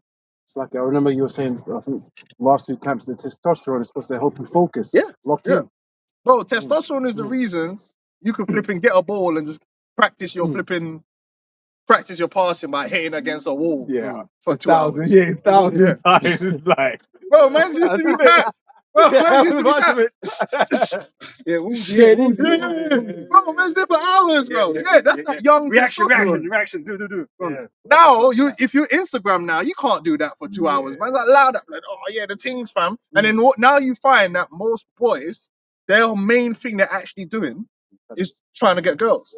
They won't be in the park up against the wall training or doing anything because their mind now is so geared towards and they got bare testosterone. So it's just like, yeah, sex. Instead of like, oh, let me focus on this, let me focus on studying. They can't, bro. There's vagina. The teacher's got a tongue out, blood. It's crazy. But You know what I'm when saying? you be on the apps and then you'll be like, you're a teacher. Like on the apps and that you see that like, you teach children. Bro, you're cooked. You're cooked. So they've taken away something which the Lord has put in balance for us to have as a tool, which actually, yeah, testosterone does give you a sex drive, but at the same time, when it's not activated that way, it gives you the drive to work, the drive to study, the drive to be focused, the drive to be able to sit there and build a house or do that and focus on doing what you're doing all day. That's something that men have the ability to do. Women are not good at that. Women are not good. Women can work and they can multitask, but women are not good at just 5 days in a row going and doing the same thing because I need to build this house. Yeah. A man are at work, she's talking to you about something, you're like, oh, look, man, I'm just trying to think about them angles. You're focused. Like, No, it's funny. It's funny. Men are naturally just single-minded, and women naturally multitask. That's the thing. They're cooking the baby. Like, a man, like, that's why I was making a joke, man. Back in the day, man, I used to work at Costa, remember? Like, when we used to work at the same workplace. And, like, me, I was just like a funky dude on the machine. But then they got a girl and she's all like, she knows what she's done. They can do that. But they find it hard to focus on one thing and really get into it. That's just look at them in the gym. Women in the gym is like, and then you watch them and then they got to go on their phone for bare long. And it's like, especially when they're with their friends, and they're talking to their friend for about 15 minutes. Whereas we go to the gym, it's like, come on. It's called a concentration curve for a reason. The pump. And then man, get up and like, oh, on to the next one. Bro, that's because testosterone allows you to do that. And then you get vexed when you're in the gym and a gal's there. Because all of a sudden you get thrown up. You get me? And it's like, oh, my flow ain't there like how it's supposed to be. Because she's not, because the blood flow. Them old school gyms, them man were getting tongue. It's just men. There's no sex in there. So it's just pure focus. And it's just men are just becoming beasts, bro. You know what? I think it was there's a good like old school bodybuilder called Vince G Ronda, innit? He's the one that helped like guys like Arnold in his time, like really cut and define. But anyway, he used to have a gym where proper where if a man brings his woman, he'd get pissed off. Like, don't even bring a woman. Like, no, because it's a distraction. Anything a men want to do serious, they do better when they're on their own. And there's a reason for that. Because once there's no women involved and no panani around, man can just focus. And the focus is scary. Bro, man, when men get focused, it's a fucking serious thing. It could be anything. It could be football. Man are serious, man. Man are there like crashing into each other, killing each other in training on a mad focus thing. The military, the trainings. Like, think of most things that men do. If group of men get together that are testosteroned out and put their mind to something, bro, shit gets done. You hear me, bro? Remember them Cuban boxing camps?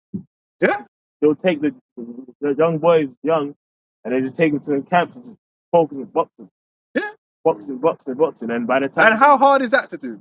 Think of it like how hard it is to do a 6-week training camp and getting up and doing them things, them tedious things. It's hard to do. You need that testosterone to make it where I'm just, I'm on it. But these youths can't even do that now. They struggle to do tedious things. Why? Testosterone's low and they're too sexualized. They can't focus on nothing. You know? But it's the world Esau's created, man. It's fucked man up. Quick precept. To Proverbs 22:6. Train up a child in the way he should go. And when he is old, he will not depart from it. Yeah, so in that time period when you're a teenage boy, when you're meant to be like springboarding yourself through life, you're just all distracted and fucked up now. So you're not really building yourself into anything but a little Casanova. That's when you're meant to be studying the most. That's when you're meant to be learning something and learning a skill, which takes what? Time and focus and concentration. Now, what are they really doing? These young men are just on Instagram staring at booty. They're fucked. They can't learn no skill. Just the act. And I don't blame them, because if I was their age, that's what I would be doing too. Yeah. Scrolling them, because their biology's getting hijacked, man. Yeah, but yeah, on two hands, because it's like that scrolling is addictive. It's doom scrolling, it's hijacking. And the algorithm knows. Yeah. The algorithm knows, man. Oh, there's a male. You're cooked. You're cooked. You're cooked, man. Yeah. Man's trying to learn a different language. Boom, booty pops up. Well, this is why I know. Instagram is what you. But now I see they update the setting where you can check. If you want stuff on just like fasted or That's what you do, it comes up. All you get is the content that you want. Yeah. You go. Be too random. You see them guys, yeah, that spend a lot of time outside of all this shit, disconnected from all the crap. They're more manly. They're man, because sometimes a man just needs to be in the woods, no gal, no nothing, and just think. It's the most clarity you'll ever have. The least sexualized you are, and that's where when you fast, you get into that mode. When you fast, you get into that mode. You know what I'm saying? Like, that mode is a different thing. You go out in that wilderness, bro, and there's none of that panani. All of a sudden, everything start opening up. You're like, oh, like, yeah. And you start saying, I'm going to do this, I'm going to do that. Oh, shit, I can do that. Bro, the focus is different. It's different. You got the zinc. Magnesium. Bro, it's true, man. I'm telling you, man. Gotta close up. Yeah. Verse 3 and 5. Mortify therefore your members. See, mortify your member. And it's not just sex. It's a lot of different things. There's a lot of stuff out here, like food even. When you eat too much food, it throws you off. I feel bad sometimes after I've ate, man, but I get sad. You know what I mean? And I eat, man, but it don't really help you. Yeah. Eating too much food and being too full actually fucks your mental state up. Yeah, because your blood flow is focused on digestion of food. It fucks your clarity. That's why you naturally have to fast. Because you have to have a period of feasting and famine. And sometimes that's when you do your best thinking. Yeah, you do. When you're just slightly hungry, but you're not hungry. You know what I mean? You just, Well, even like a lot of what's that ancient sage, man? No, don't go with the herb. Hypocrisy. Right. One thing you used to do is make his students fast before study. Like a lot of them ancient kind of sages, those soldiers would actually have their students fast before they came to class. And put them in a state of focus. Yeah. Because even naturally, obviously, they didn't have to turn back then. But let's say when your body gets when your blood sugar is stabilized, focus. That's why, like, remember school. Yeah. You have break time and you have your pull them up with sugar. I was just gonna talk about. Yeah. You fill these kids up with sugar, they spot. And come back to class and crash. Do you remember towards the end of school, everyone used to have the crash? Like your last lesson at like 2:30, you're just by the window, like you know what I mean? Because of that. So man went to the ice cream van and bought 2 Galaxy bars. Dropping in the class. Yeah, it's true. And that, again, who did it? They were filling the kids full of sugar. Yeah.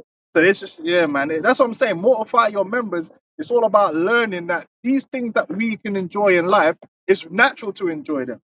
But there's a point where you have to control your lust, because those lusts can be used against you once they become out of balance. It's just like alcohol.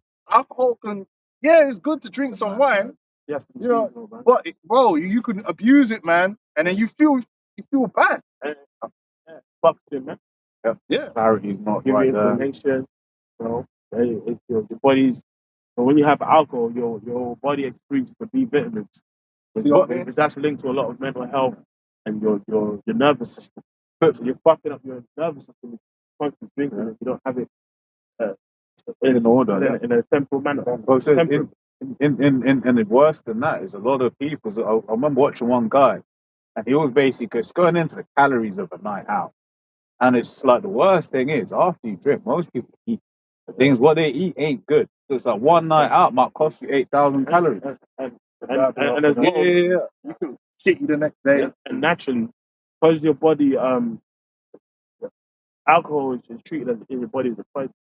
So let's say you're someone that's trying to lose weight, even if you don't have that much alcohol, your body will pause fat burning to deal with the alcohol first. Your liver is like, bro, I ain't got time to process.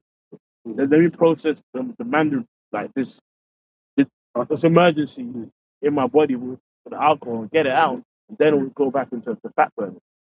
So maybe there's some brothers that may be struggling with their weight, but you're drinking every day. That's something to think about.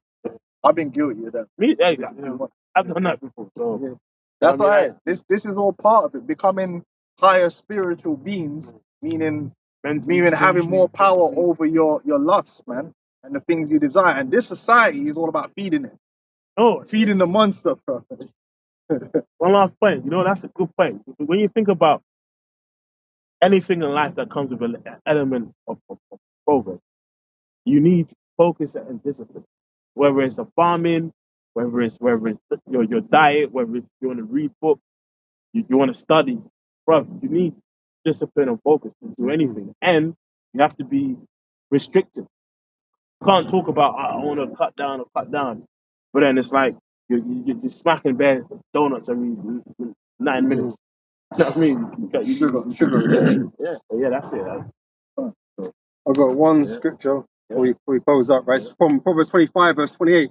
He that have no rule over his own spirit is like a city that is broken down and without walls. And that's what this society is literally geared towards that. Social media and the algorithms is all geared towards feeding the flesh, instigating desires, and just have you chasing these desires, man, until those desires destroy yourself. And like I said, the desire itself isn't evil. The desire for punani is not evil. Yeah. The desire for good food isn't evil. The desire for alcohol is not evil. But it becomes evil because they push it on you, and now it's all out of balance. And especially when it becomes a crutch for your sadness. Yeah. But when it becomes an escapism, now you're totally cooked. And this society, a lot of people are stuck in escapism. Their life's fucked. So this is the escapism. Oh, my life's fucked, so I'm gonna try and think that if I have sex with as many women as possible, that will make me feel better. Or I'm gonna drink as much as possible. Or all of the above, or eat. And that's how you get obese. Because you're eating your sorrow. A lot of time, man are eating their sorrows. A lot of gal eat their sorrows. That's why they're fat. They're comfort eating. I'm guilty of that to a degree. You know what I mean? Like the comfort and then we get mad that we're overweight. Yeah. You know what I mean? Then you're back sad again because the cycle continues. Like fat bastard, isn't it? Fat bastard. I eat because I'm sad. I'm sad because I eat. Oh, that's a real thing. It's a real thing because the dopamine hit that comes with the expectation of the food and then the eating of it. Yeah. I can't lie, man. Like, when you feel, bro, like a flapjack. Get it, That's a flapjack and get it. Brother's done it with me. Incrimination. Yeah, what? You think I'm gonna make you out? Bro, and then the society turns something that's supposed to be a treat into something you always have to have. You know? Yeah. And it's like the brother said, we broke it down. Even with sex, too much sex makes you mentally ill. We weren't designed to have sex every day, all day. Like, that's insane. You think that way because you're thirsty. But the reality is that, you start running out of juice. You know how you feel after the first month, bro. It's like, I couldn't care anymore. But everyone likes to have that good run, so it's good to have a good 2 days. Yeah. But 7 days in a row, man, that's 6 for 6. That sounds like work. Stop blinking, bro. All you're thinking.